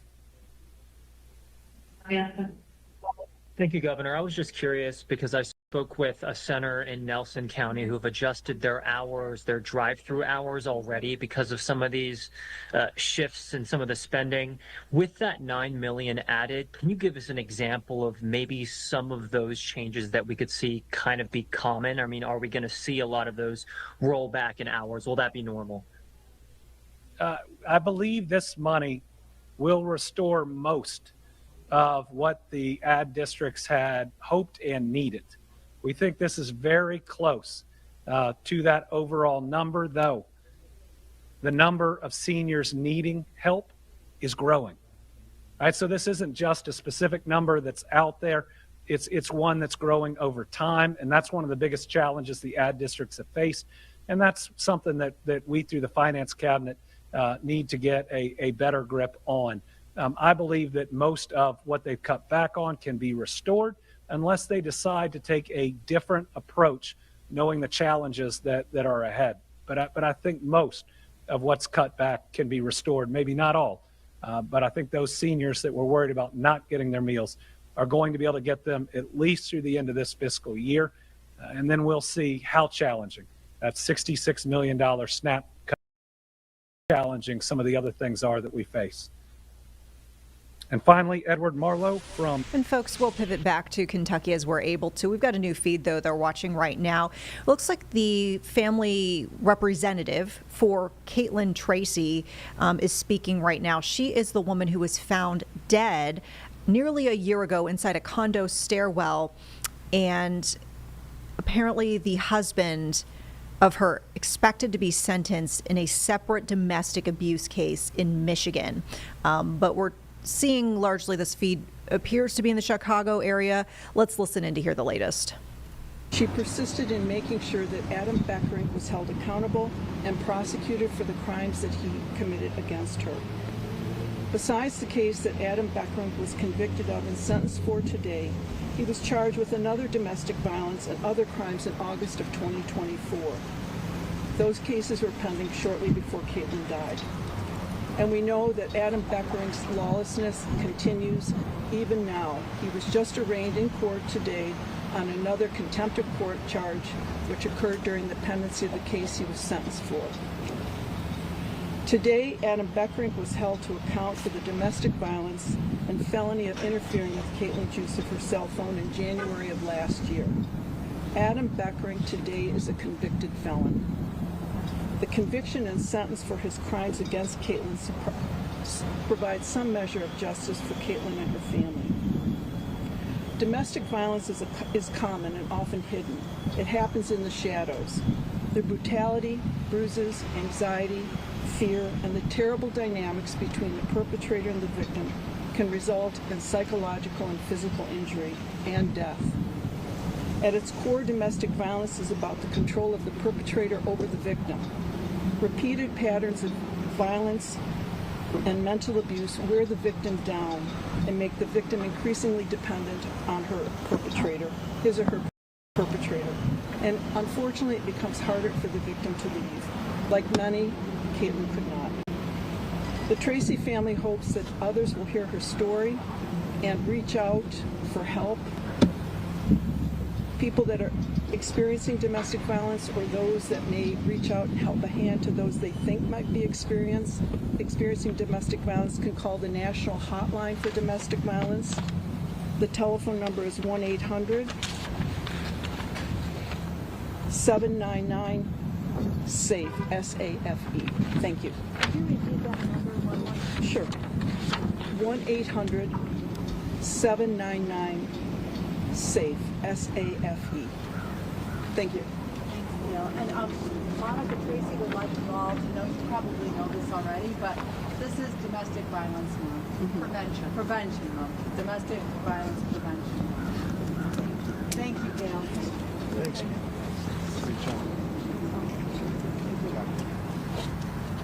Thank you.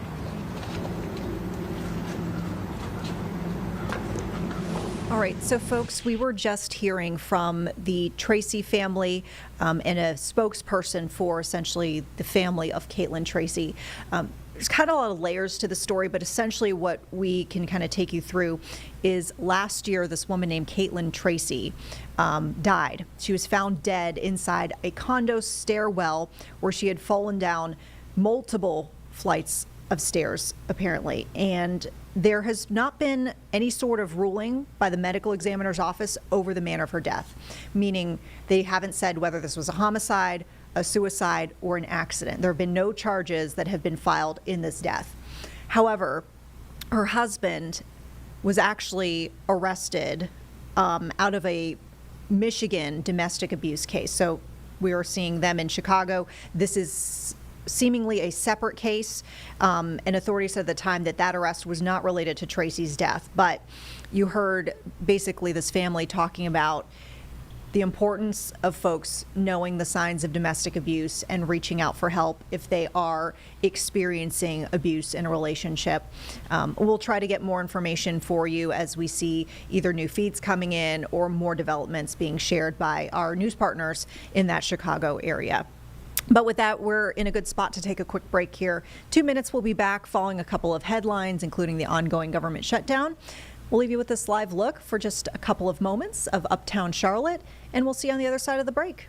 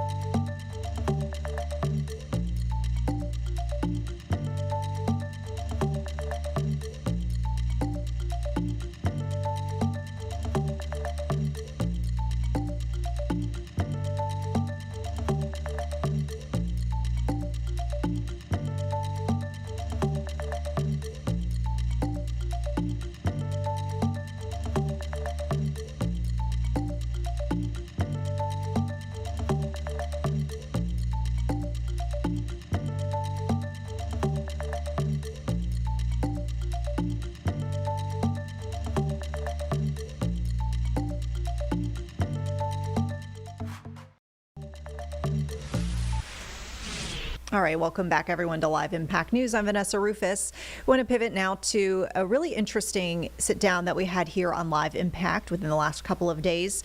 Interesting in the sense that it's kind of an ongoing topic we've been following. Essentially the impacts from the shutdown of the Corporation for Public Broadcasting, which we know has a lot of funding elements as it pertains to NPR and public television and all of the local kind of public news outlets and broadcasting outlets that we see here, you know, statewide, North Carolina and in South Carolina.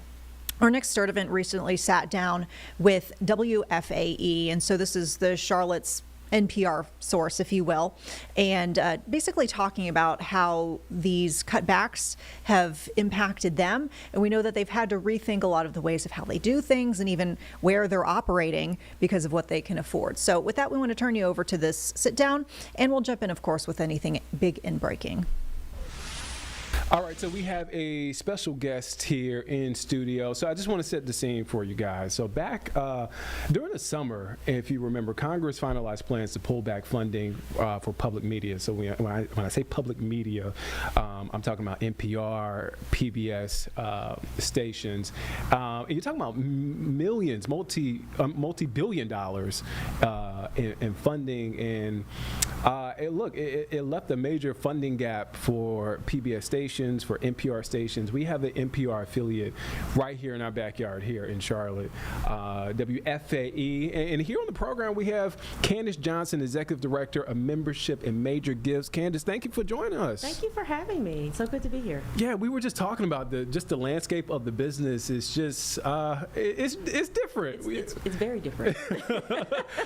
Talk about what you guys at WFAE are dealing with right now. So currently, naturally when the rescission bill came, right, and they voted and made the decision, immediately we lost nearly $1 million. And so you have to understand that funding was guaranteed for 26 and 27. Oh, wow. And so here we are in 25, right, trying to close the gap. And so we're halfway there. So we're not quite out of the woods for this fiscal year. But after we meet and close that $1 million gap, we've got to fill it again for 26 and 27.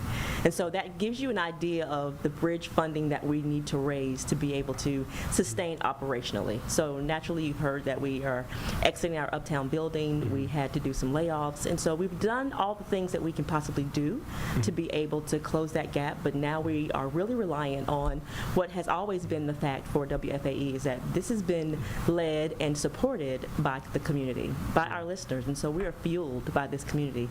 So where we are now is really, we're in a state of urgency, and we absolutely need our listeners, this community, to rally behind WFAE if you value what we bring to this community. Talk about it. It's the business part of it, but it's also the personal. Leaving the building in Uptown, seeing some of the staff leave.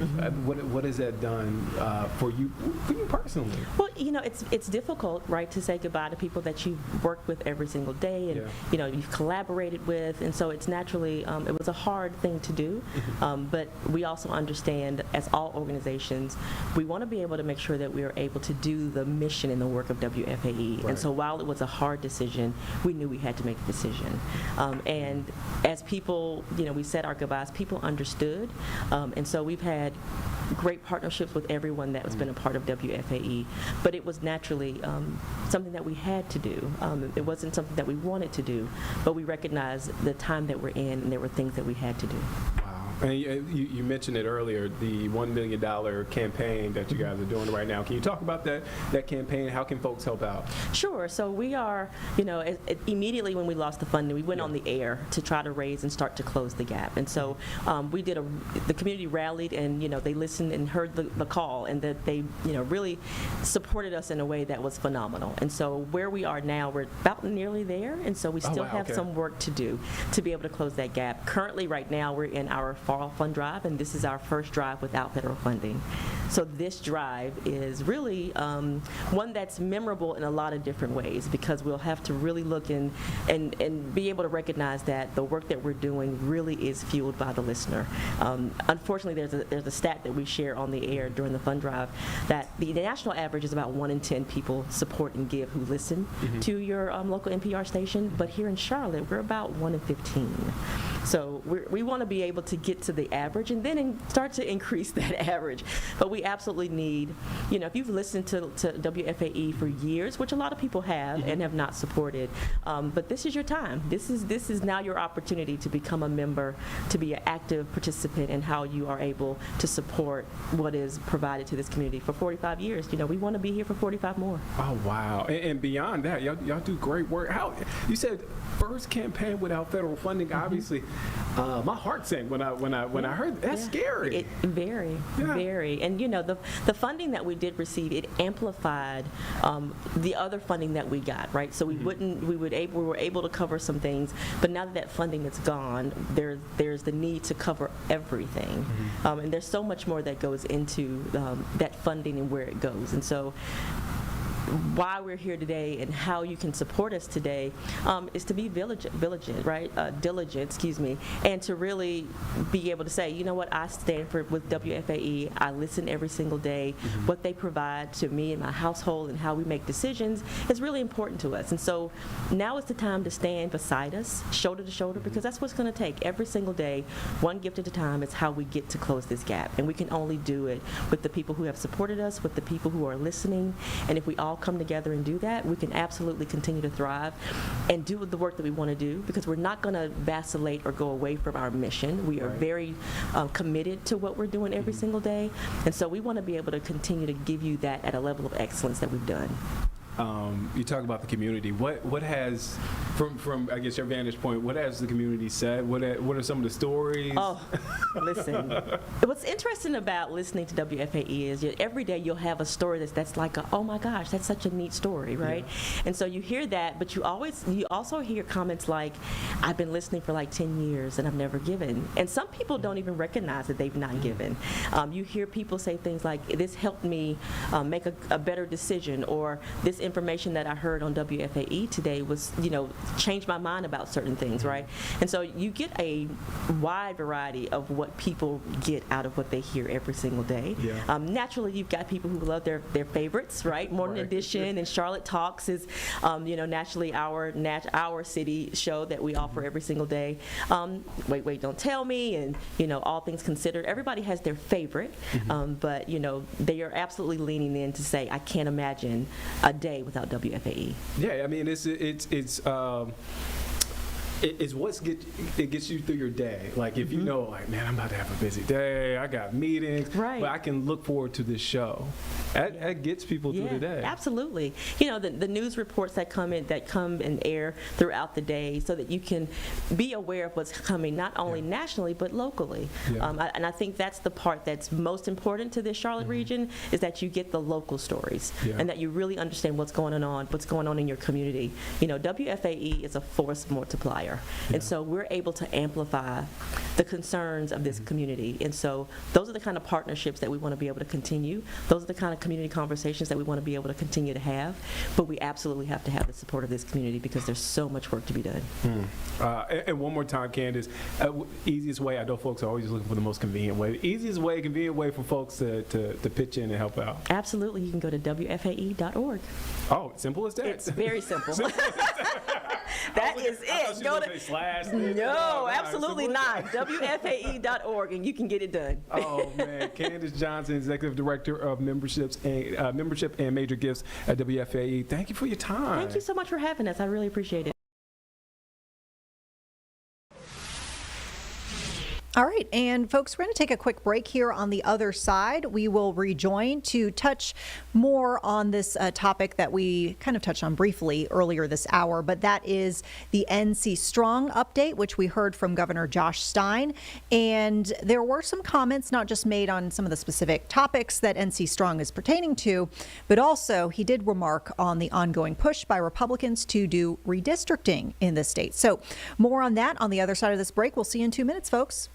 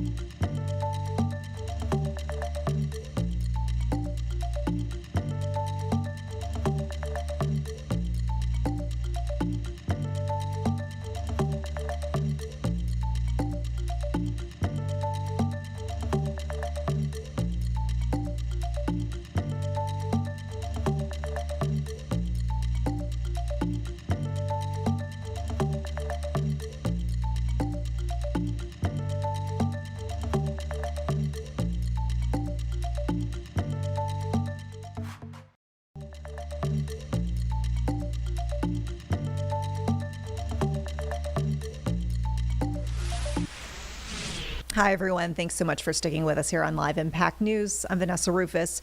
We've been talking a lot today about NC Strong. We just got an update from Governor Josh Stein on some of the initiatives that NC Strong is working with. And so our Autumn Bracey has been listening into some of the dialogue around this, seeing essentially what the state is prioritizing as far as these initiatives and how things are going. Let's join now with Autumn. So Autumn, we know that, under NC Strong, there's been a lot of focus with Hurricane Helene recovery, AI, preparing the state for better economic growth. What did the governor talk about today? Yeah, he talked about a lot of key initiatives as far as helping to move North Carolina forward. One of the things he wants to note, we know, of course, last month we was recognized as 1 year since the devastating Hurricane Helene, but he wants to recognize all the nonprofits that have helped continue to move their effort of recovery and rebuilding forward. He also highlighted some of the funding that is continually being given to those groups to help with that process. I know he said in October about $9 million was given to these nonprofits to help, as far as some of them are still cleaning out their homes. Obviously, a lot of the businesses were affected, so it's a lot being done. And specifically, he had one nonprofit organization, All Hands and Hearts, on, and they said they've been able to help about 10,000 people recently because of this funding. So a lot of momentum moving forward with that effort as far as Hurricane Helene goes.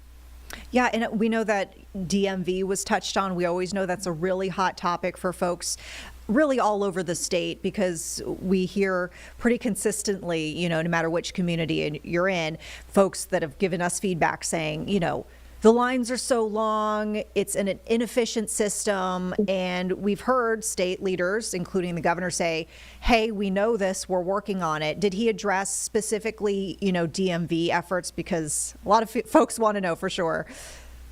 Yes, Commissioner Paul Tyne of the DMV was actually on, and he says that Senate Bill 245 that recently went into effect in October has truly made the difference. It has allowed for online renewals, and that has alleviated some of the lengthy wait times. We know that people, there's been stories of people being at the DMV for hours on end. And so he says that has been a big help for obviously working to lower those times. He says, as an agency, they're working to hire more people, and they're also looking at working specifically with the teenagers as well, so they can do some of their processes online to alleviate more people having to be on those lines. The Commissioner Tyne says that's kind of key to hopefully improving that process overall for, everyone in the state. The other element that we see, that the governor will particularly hone in on regards public safety. We've heard, him bring up the need to support law enforcement, whether it's with pay raises or increased staffing, which he says are tied to, paying folks more to work in public safety. We know that he's talked a lot about mental health recently too, given some of the recent incidents that have been in the headlines, not just here in Charlotte, but also in other parts of the state. Did he talk about, any sort of funding priorities that he sees for the state as it comes to, public safety or supporting healthcare services or mental health services?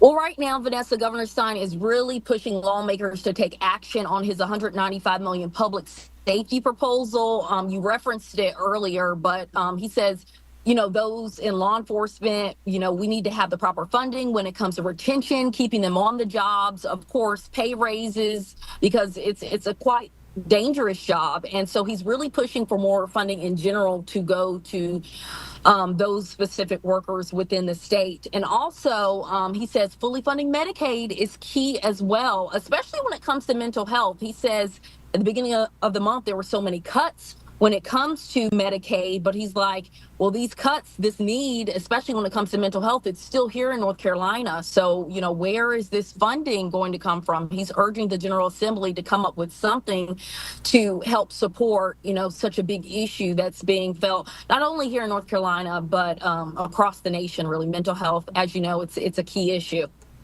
So, Autumn, we know that you're working on a piece for us for later on our regular newscasts here on WCNC Plus. When can folks see your reporting? And I guess, will you be diving into specific topics during certain times, or I guess kind of give us a run through on what folks can expect when our evening newscasts come on?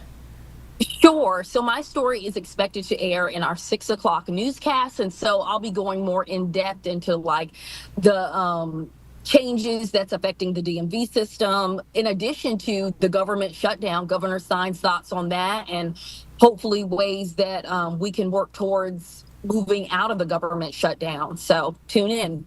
All right. We certainly will. Autumn Bracey, thank you so much for joining us here on Live Impact News.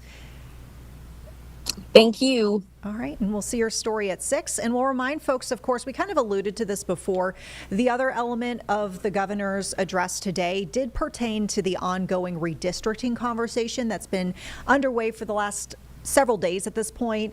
And we'll just remind you, too, that that's kind of in the larger context of we're seeing various states across the nation moving to try to redraw their congressional lines, as we see Republicans, for example, in some states trying to jockey to win more seats, makes more seats more certain for them to win come midterm, since we know that the party that is usually in the White House is the party that loses seats traditionally during midterms. So North Carolina would play into this in the sense that Republicans are trying to push this redistricting bill. There would potentially be the loss of a seat that's essentially held right now by a Democrat, would be more certain to go to a Republican under these newly drawn lines. And it would kind of fit into the larger picture nationwide of, we've got Texas, which we talked about redistricting there, that forced the Democrats to decamp to another state. Dialogues underway in Missouri. California, where voters will essentially have to decide on redistricting for Californians, which would kind of flip the seats for Democrats. And now we're seeing North Carolina kind of falling into that mix. If you go to our website, WCNC.com, check out our app, WCNC Charlotte. We've got more about that, including specifically the part of Governor Stein's address where he talks about the latest efforts underway in the Tar Heel State. All right. With that, folks, we'll kind of set the table with what we're keeping an eye on for the rest of the hour here. We've got, of course, some dialogue about the ongoing government shutdown that is now in day 20. And actually, it looks like we've got a discussion happening as we speak. Let's go ahead and listen in here. We know that at some point there is supposed to be yet another vote on the Republican spending proposal. I believe that vote's going to be around 5:30. Senate Majority Leader John Thune also set to talk about a bill to pay federal employees and military service members who have continued to work during the shutdown. So I'm curious maybe whether this is what's being discussed right now.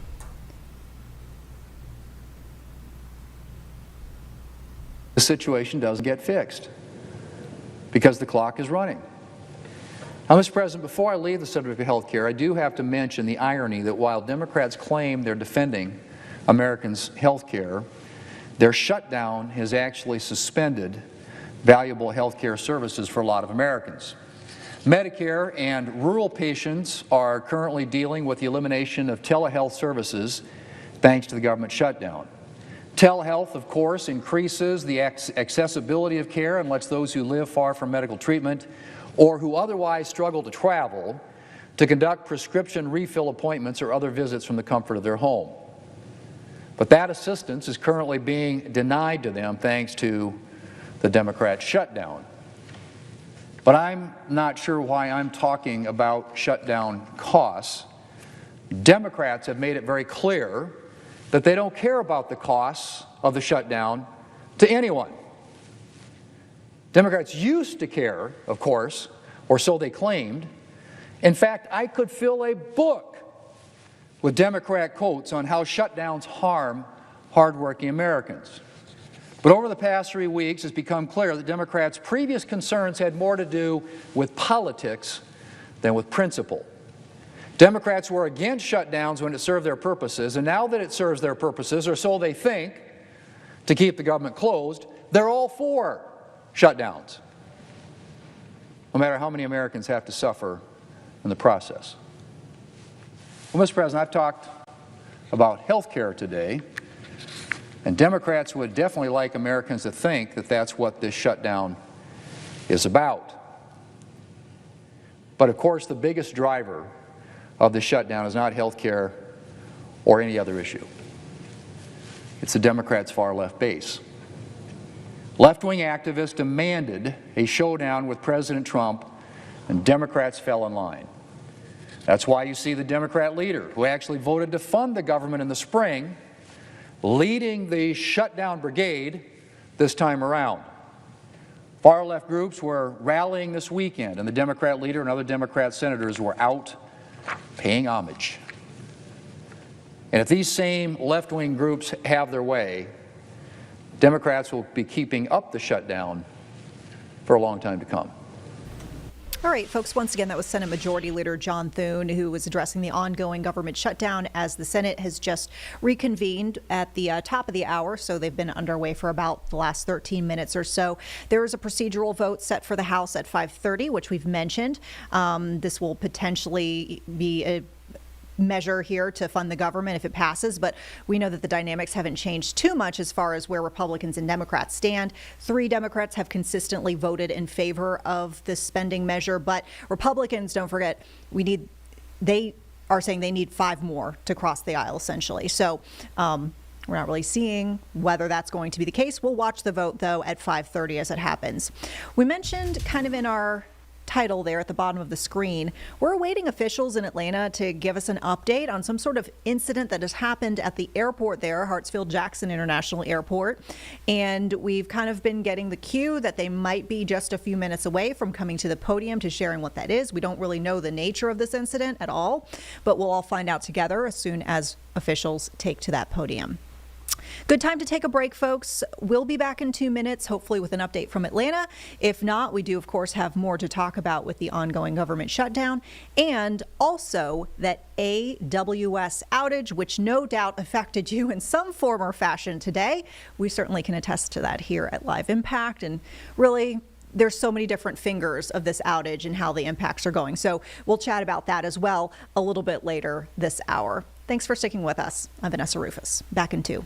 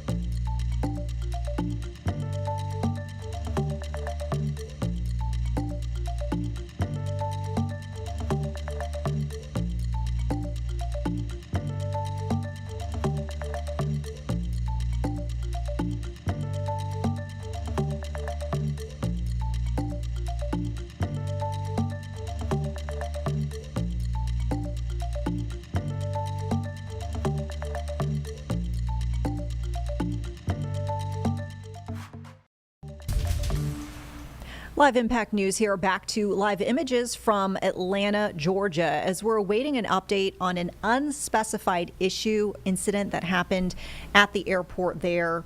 We don't have any sort of notice that this is going to be criminal situation, a long line situation. We don't know.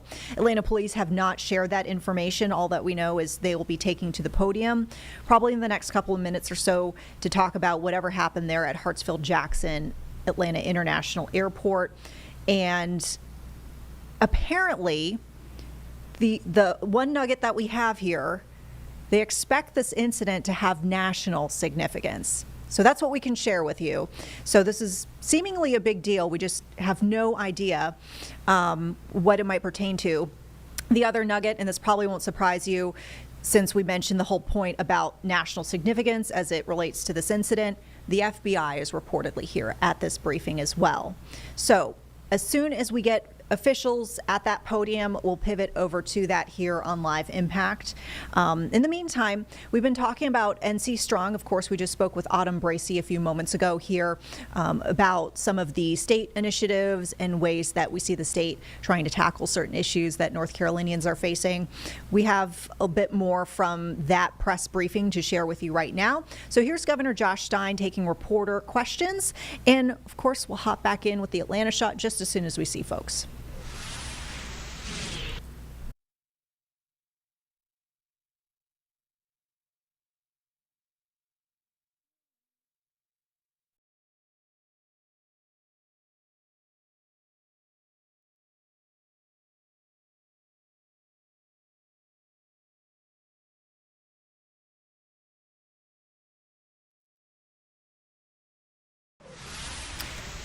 Well, clearly there was no audio on that, so we're going to try to work to fix that, and we'll get back to it as soon as we can. It's definitely unusual because we brought you that clip a little bit earlier, and there were definitely levels bumping on that. Yeah, but it appears the audio's gone out to lunch. Okay. As our producer James Brierton has explained, the audio has gone off to lunch. Does that mean we get to go too? I guess so. No, we are going to stick with you right here on Live Impact News. All right, let's go ahead and go to... We had Josh Stein speaking at a different event because he had a very busy morning. He was at the Bankers Association. Okay. We could take a listen to this. I will tell you that this audio is a little funky just because of the way it was fed into all the media. His microphone was very loud, so it kind of sounds a little bit distorted. But we could take a few minutes of that while we await Atlanta, maybe? Vanessa? Don't y'all love technology? Cheers. All right, let's listen in. Peter Waltney. Peter, thank you for that kind introduction. Thank you for your committed leadership of the North Carolina Bankers Association. He is a good friend, as is Naomi Camper, the Chief Policy Officer of the American Bankers Association, who extended the invitation to me to be with you all this morning. So Naomi, thank you for that. I also want to acknowledge Rob Nichols, President and CEO of the ABA, and thank him for his excellent leadership of this organization. Senator Bubb will be with you all. All right, so we've got the Atlanta feed here. You can see various officials. We know the mayor's here. We mentioned Atlanta Police, FBI set to speak. So let's listen in right now. Mayor Andre Dickens, and I'm here along with my colleagues to talk about an incident that could have been tragic but was averted. So we're joined here by the COO of this city, our chief of police, as well as Captain Shapiro from Sparacchio from Cartersville Police, as well as our FBI lead, Mr. Brown, as well as our, who else we have back here? Oh, we have Ricky Smith from Hartsfield-Jackson Atlanta International Airport. And we are here to talk about an incident that occurred at Hartsfield-Jackson Atlanta International Airport that was averted today, thankfully. And Chief Shearbon will give you a lot of details about that incident.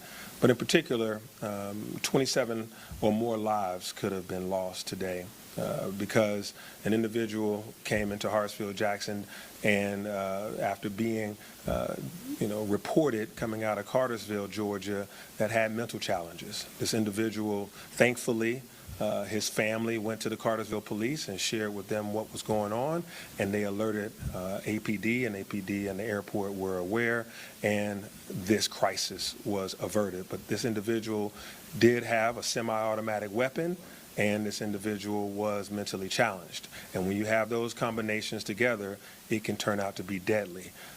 People that are mentally challenged, and he happened to also have been a felon from a few years back.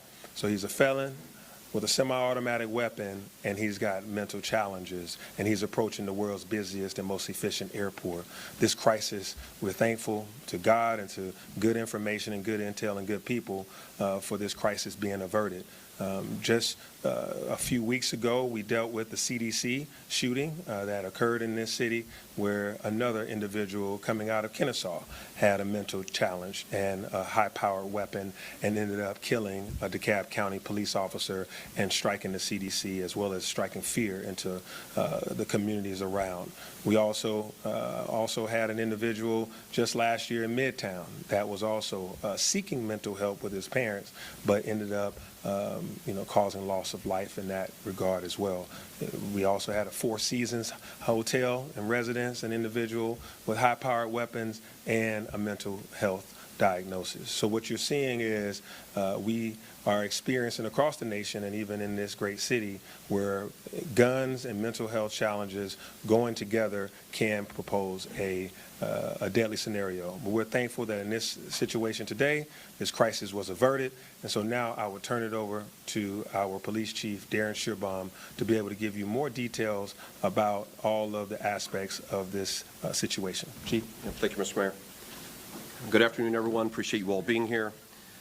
As the mayor stated, we are here today to announce an arrest of an individual that posed a threat to our airport, but also to note that because of the community, in the case of the family, as well as the joint collaboration of law enforcement, that a tragedy was indeed averted. The Atlanta airport, the busiest in the world, most efficient, remains safe. Each and every day we have a range of resources in place to keep the airport safe, including our special response team and the many officers that are assigned there. That team trains regularly for scenarios just like today. And I want to thank the men and women of the airport for their response. We have taken in custody and have under arrest a Billy Cagle, age 49, resident of Cartersville, Georgia.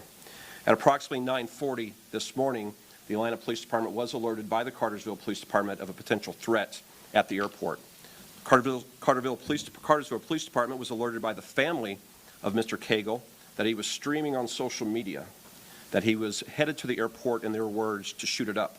And the family stated that he was in possession of an assault rifle. What we didn't know is that Mr. Cagle had already arrived at the airport. In fact, we know that he arrived at 9:29 going to the South Terminal, and that he entered the airport shortly thereafter at 9:31. At that time, we do not believe he was armed.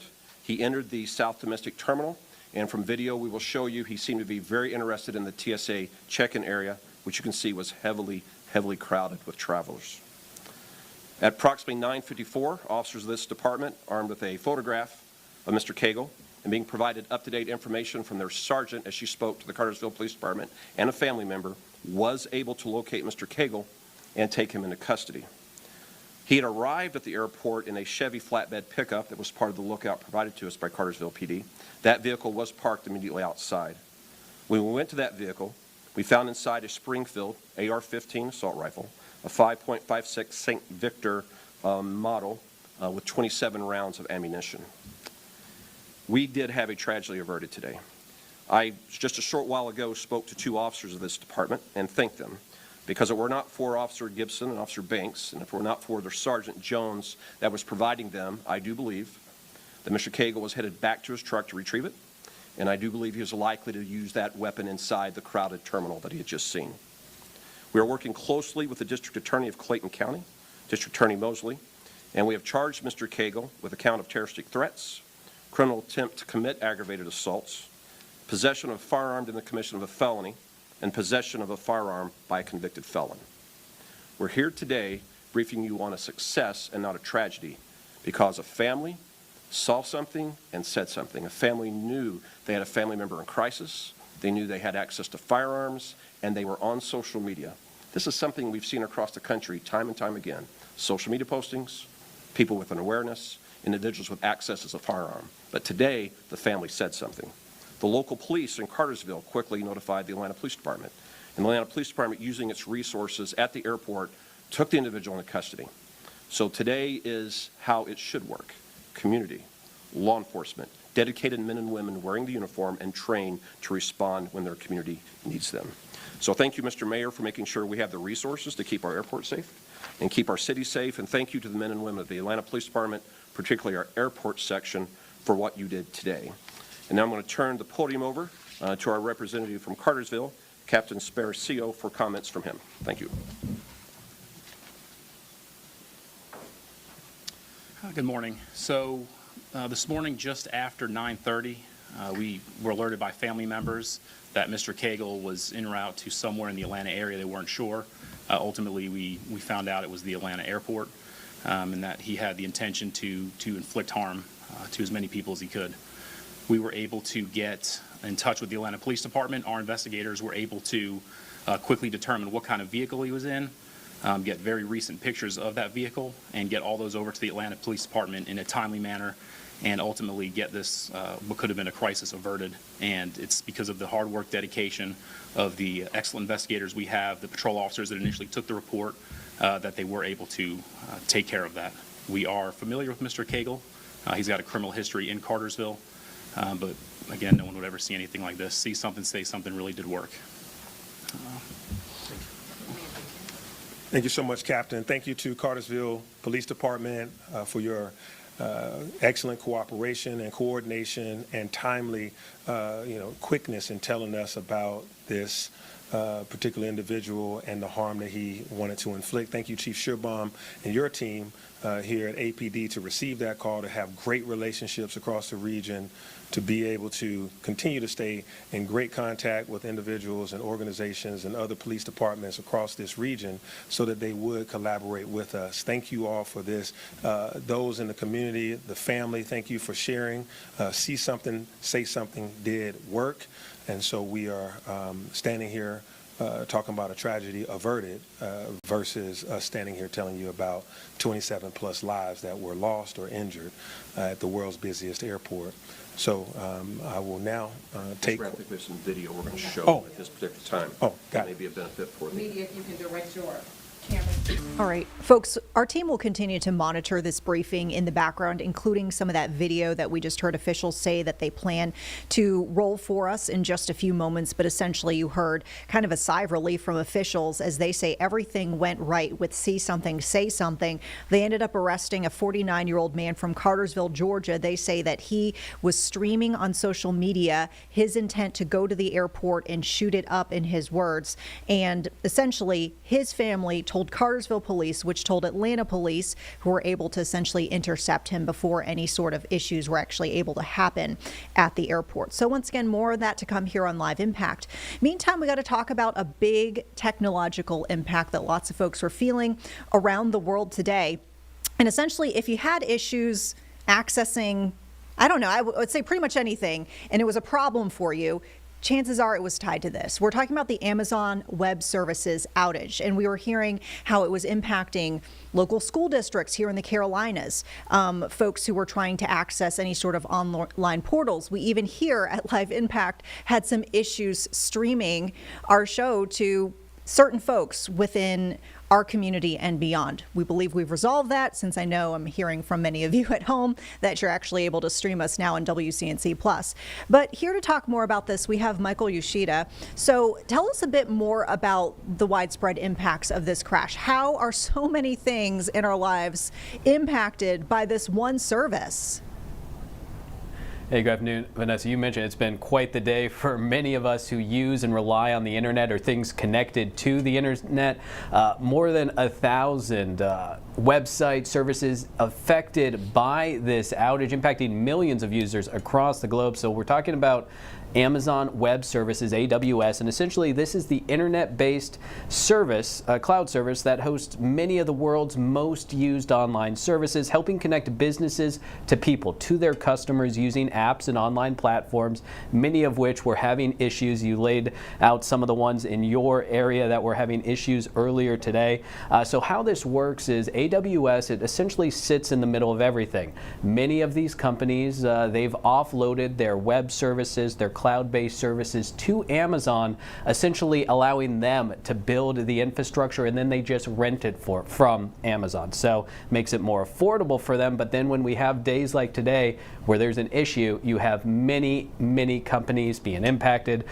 We're talking about banking apps and banks in the UK. We had banking apps like Venmo, Snapchat, Disney Plus, Hulu, United Airlines, Delta Airlines, also talking about some of the issues they had throughout the morning and day. And when we talk about why so many, really this is just the consolidation of some of these tech companies, these web services. Back in 2024, we saw AWS account for just under 40% of all of the global cloud market share. So again, a huge percentage of that, many companies relying on this service. So again, days like today show what can happen when that service goes down. Throughout the day, Amazon has been talking about how they've been deploying fixes to try and address this at different points throughout the day. We've seen things attempt to start working again and then hear about some other issues being reported. So obviously a lot of work still going on. Also important to point out exactly what may have caused this issue. We're told that remains under investigation.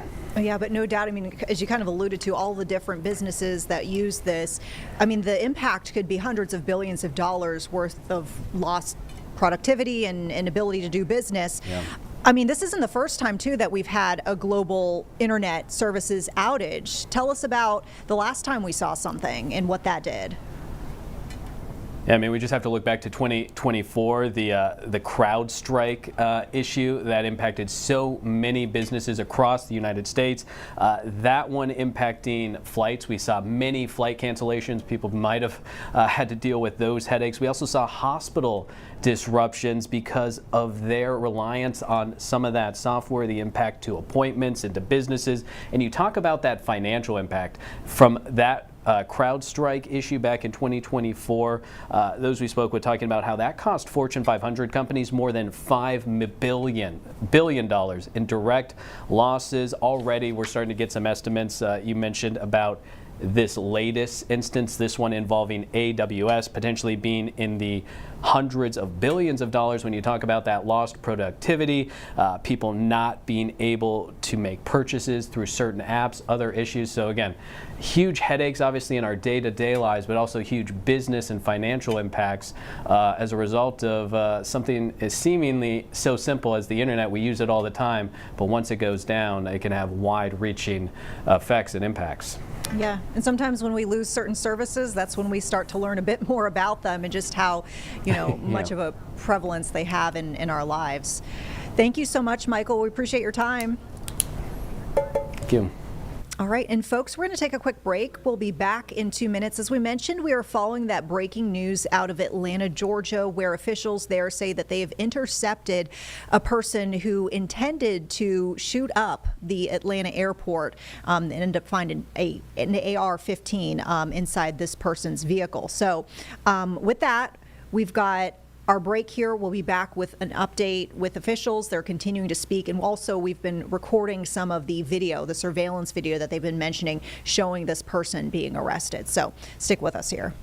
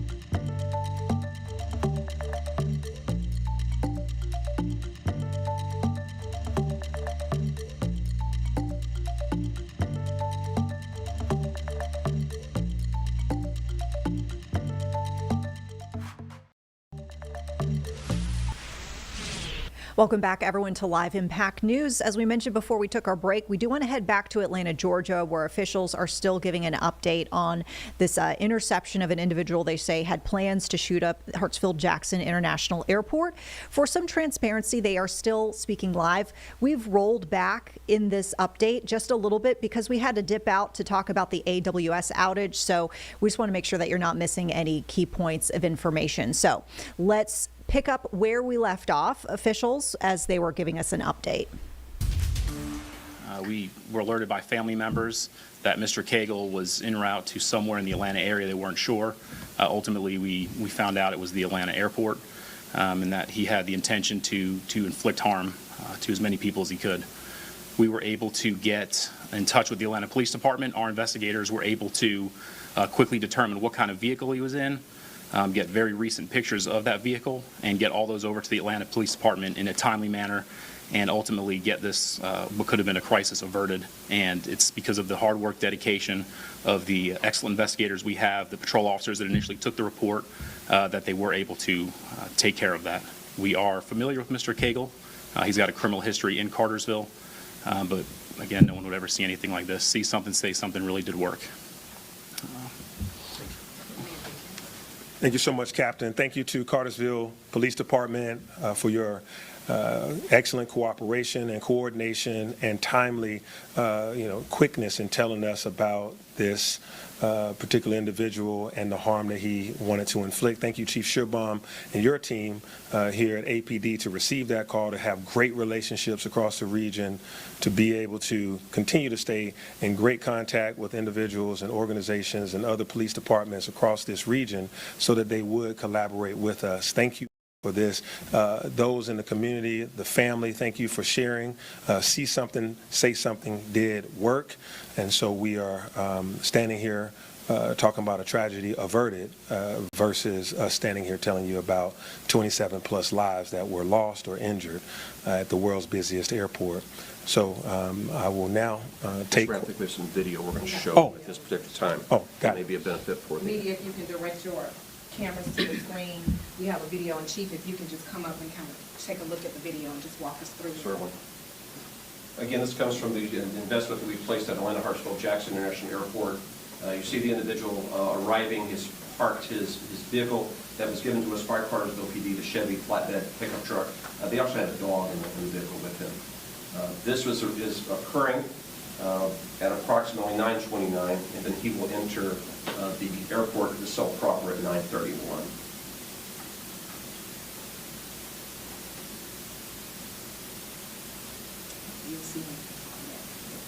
Be entering top left. You see him right here in the blue shirt, right here. You will go into the TSA area. Has a high interest in that area, and you'll see the number of travelers that are there that are preparing to depart. Our officers, armed with this photograph, are able to pick him out of that crowded area and are able to take him into custody.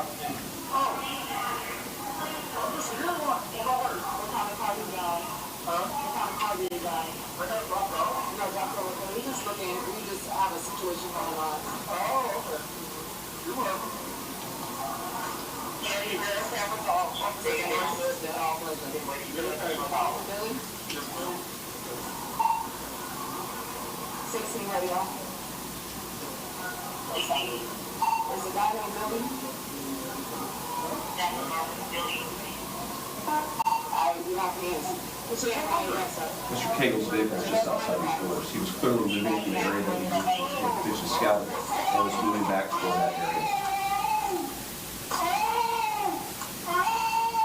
Mr. Cagle was checked out by EMS. They determined he had no injuries, and he would be later be transported to his detention area. And then we're going to have next the weapon that was located inside the vehicle. Thank you, Director Spikes. The officers at this time are handcuffing him. Because of his size, and which you have in the description, they did require to use 2 sets of handcuffs to be able to properly secure him. Fortunately, there were no firearms on him at this time. His weapon is outside in his vehicle.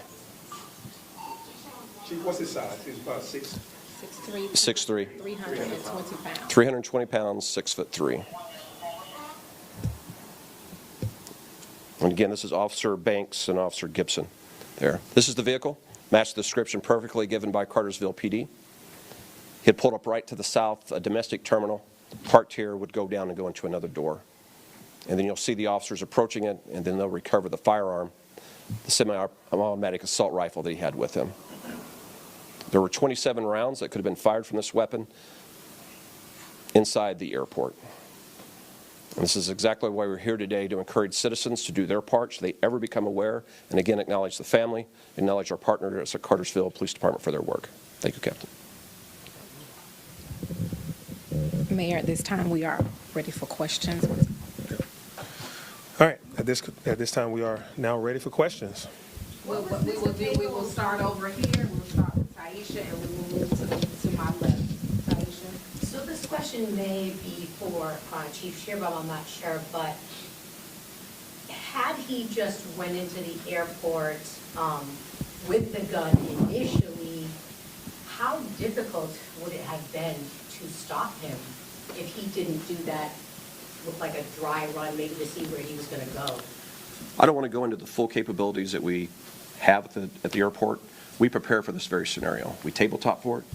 Our special response team trains weekly for just this occurrence. What you didn't see in the video was close by officers armed with rifles themselves. Any of you that travel through our airport commonly see them in the atrium.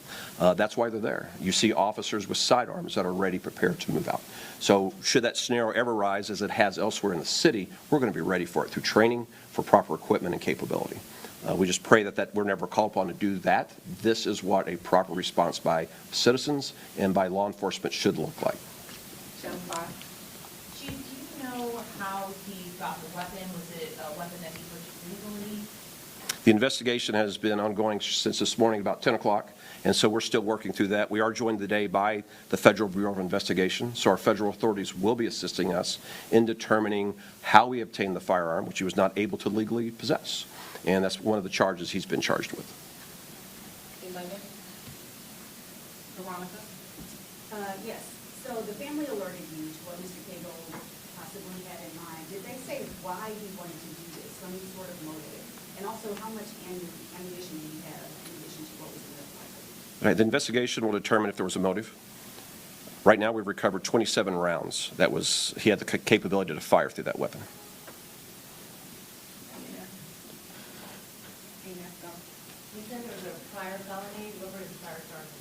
We'll have that provided for you at a later time. Right now, I do not have that right in front of me. I do know there was a drug possession arrest that was pretty significant that occurred in Cartersville prior to this.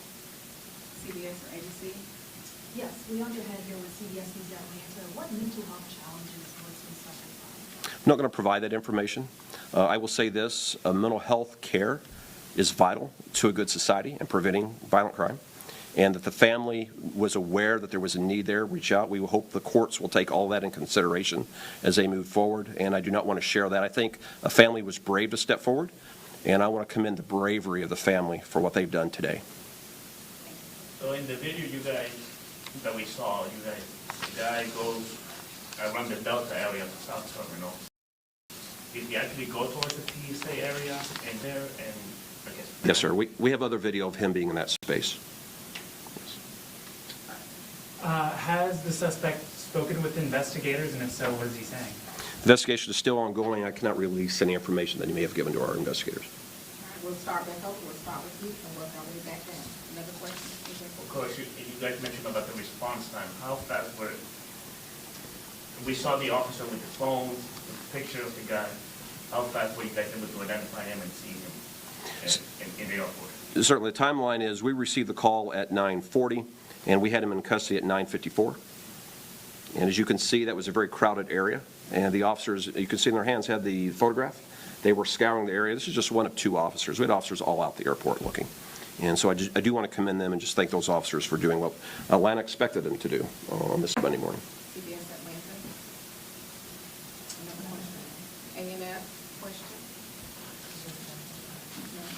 Veronica? Yeah. Have you seen this live stream that Cagle was making at the time? I have not, ma'am. How did the family know he was going to ATL? He said he was. He told them. Yes, ma'am. All right, next question, Taisha, and then we'll go to Channel 5. Chief, what happened when, so we were out there when we weren't quite sure what was happening, and the way the truck was positioned, he had ran over a cone, and then it was like, you know, just a very odd position. What happened from the moment he parked that truck that way until, you know, you all were in that video showing him? Yeah, so he parks at 9:29. He enters the south terminal at 9:31.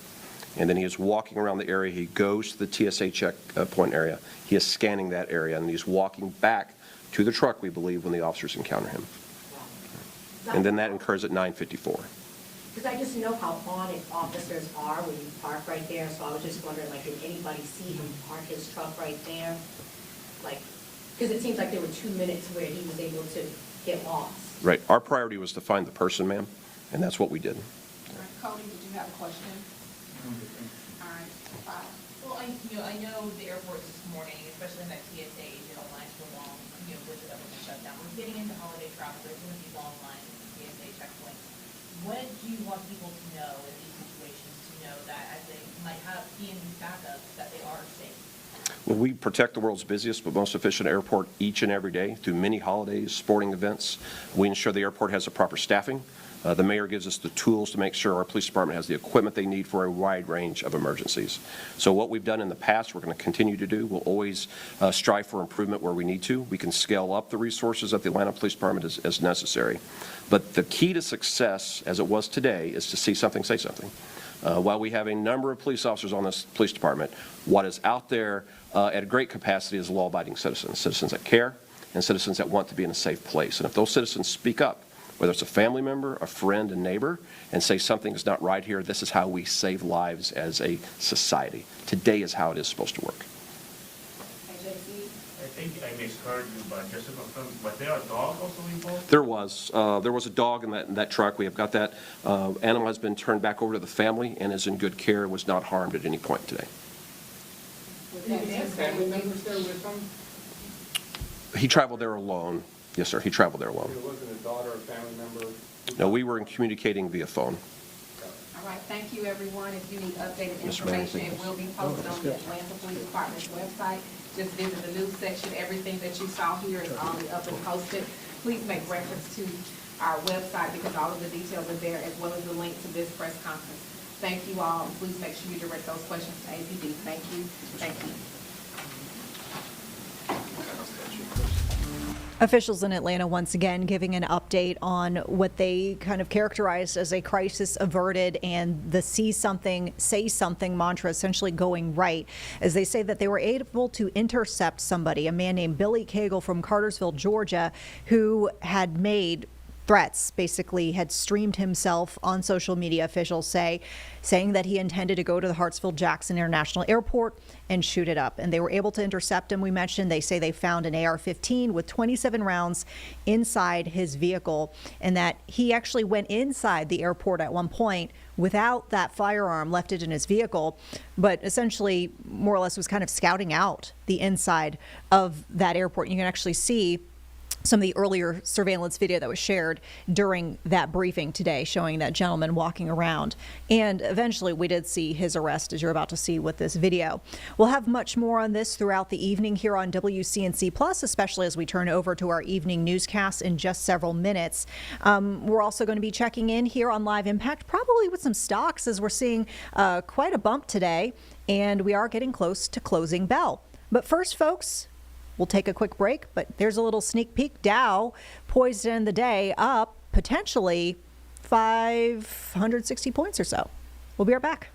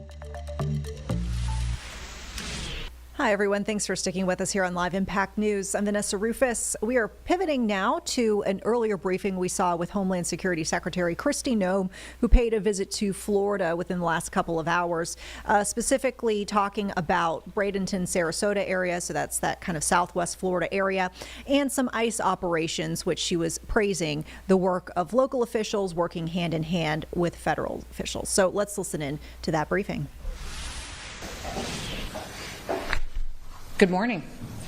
It's good to see all of you. Thank you for being here. I'm Kristi Noem. I'm the Secretary of the Department of Homeland Security, and it's wonderful to be with all of you today and give you an update of not just what the work that President Trump is conducting across the country to make families and their communities safer, but also what this office in particular has focused on, the results that they have delivered, but then also what the state of Florida and the partnerships that they have brought to the federal government as far as incarcerating criminal illegal aliens and bringing them to justice. Today marks 9 months since President Trump has been in office and since he began his work to restore American safety for our families that live here. What he has accomplished for the American people is nothing short of extraordinary. We appreciate what he has done to make us safe again, to secure our borders, and to make sure that he's protecting our people. Since January, the Department of Homeland Security has arrested over 480,000 criminal illegal aliens. 70% of those individuals have criminal charges against them or have been convicted of those criminal charges. Across the country, we're making communities safer so that families can thrive and they can prosper and they can enjoy the kind of freedom that this country was established to provide. Unfortunately, many times we see the news distorting the truth and not bringing the real facts of the stories to the American people, and that is one of the reasons why we're here today, is to make sure that we're focused on what this office has done, our HSI officers, our ICE officers, the criminals that they've taken off the streets here in this city and also this state, and what we can do to get many of these items, like you see on the table in front of me, out of our communities. You see in front of us illegal rifles, handguns. You see drugs that have been taken off of our streets that are saving the lives of Americans every single day. I want to speak directly to the American people today and remind them and recall the fact that we are focused on the worst of the worst, bringing these individuals to justice. We're not going to let individuals terrorize our streets anymore, and we're not going to let them make victims out of families that live in this country. I'll give you some examples of individuals that were brought to justice here in Sarasota and in this area. The first one I'll talk about is a convicted murderer whose name is Eric Carlos Artiles Ramos, an illegal alien who was from Cuba. He had a prior removal order in 2008, and now because of the work of this office, he is off the streets. He was also previously convicted of kidnapping and carjacking. We also have another individual, Oscar Alfredo Retena Marroquin, an illegal alien from El Salvador. He was convicted of sexual assault against a child and in 1995, and he was also arrested for DUI. He has been deported twice before, in 1999 and in 2019. Reentry after deportation, I'll remind all of you, is a felony. The next individual is Arturo Sanchez Morales. He's an illegal alien from Mexico. He was arrested for driving drunk, and he's already been deported once before. He re-entered, which is a felony, and was issued a final order of removal in 2016. He had previously been arrested for burglary as well, for possession of cocaine and larceny, and has convictions for multiple DUIs and lewd acts against a minor. And again, I'll talk about Leilis Ronaldo Benaro Zarin, who is an individual from Honduras who's been in this country illegally, and he has a conviction for domestic battery. He'd been deported twice before, in 2011 and in 2017. These individuals are... All right, folks, once again, just a little bit of an earlier briefing by Homeland Security Secretary Kristi Noem in Sarasota, Florida, talking about some of the ICE operations that she is celebrating there in recent days and weeks. We, of course, want to touch on stocks as we get closer to the closing bell here on Live Impact News, and we are about to turn you over in just several moments to our 4 o'clock newscast. But you can see in the green, live look at the big board there on the left-hand side, Dow Jones poised to end the day about 5 500 points in the green. So essentially kind of what we're seeing across the board as it comes to the major indices. S&P 500 about to close the day up about 1%.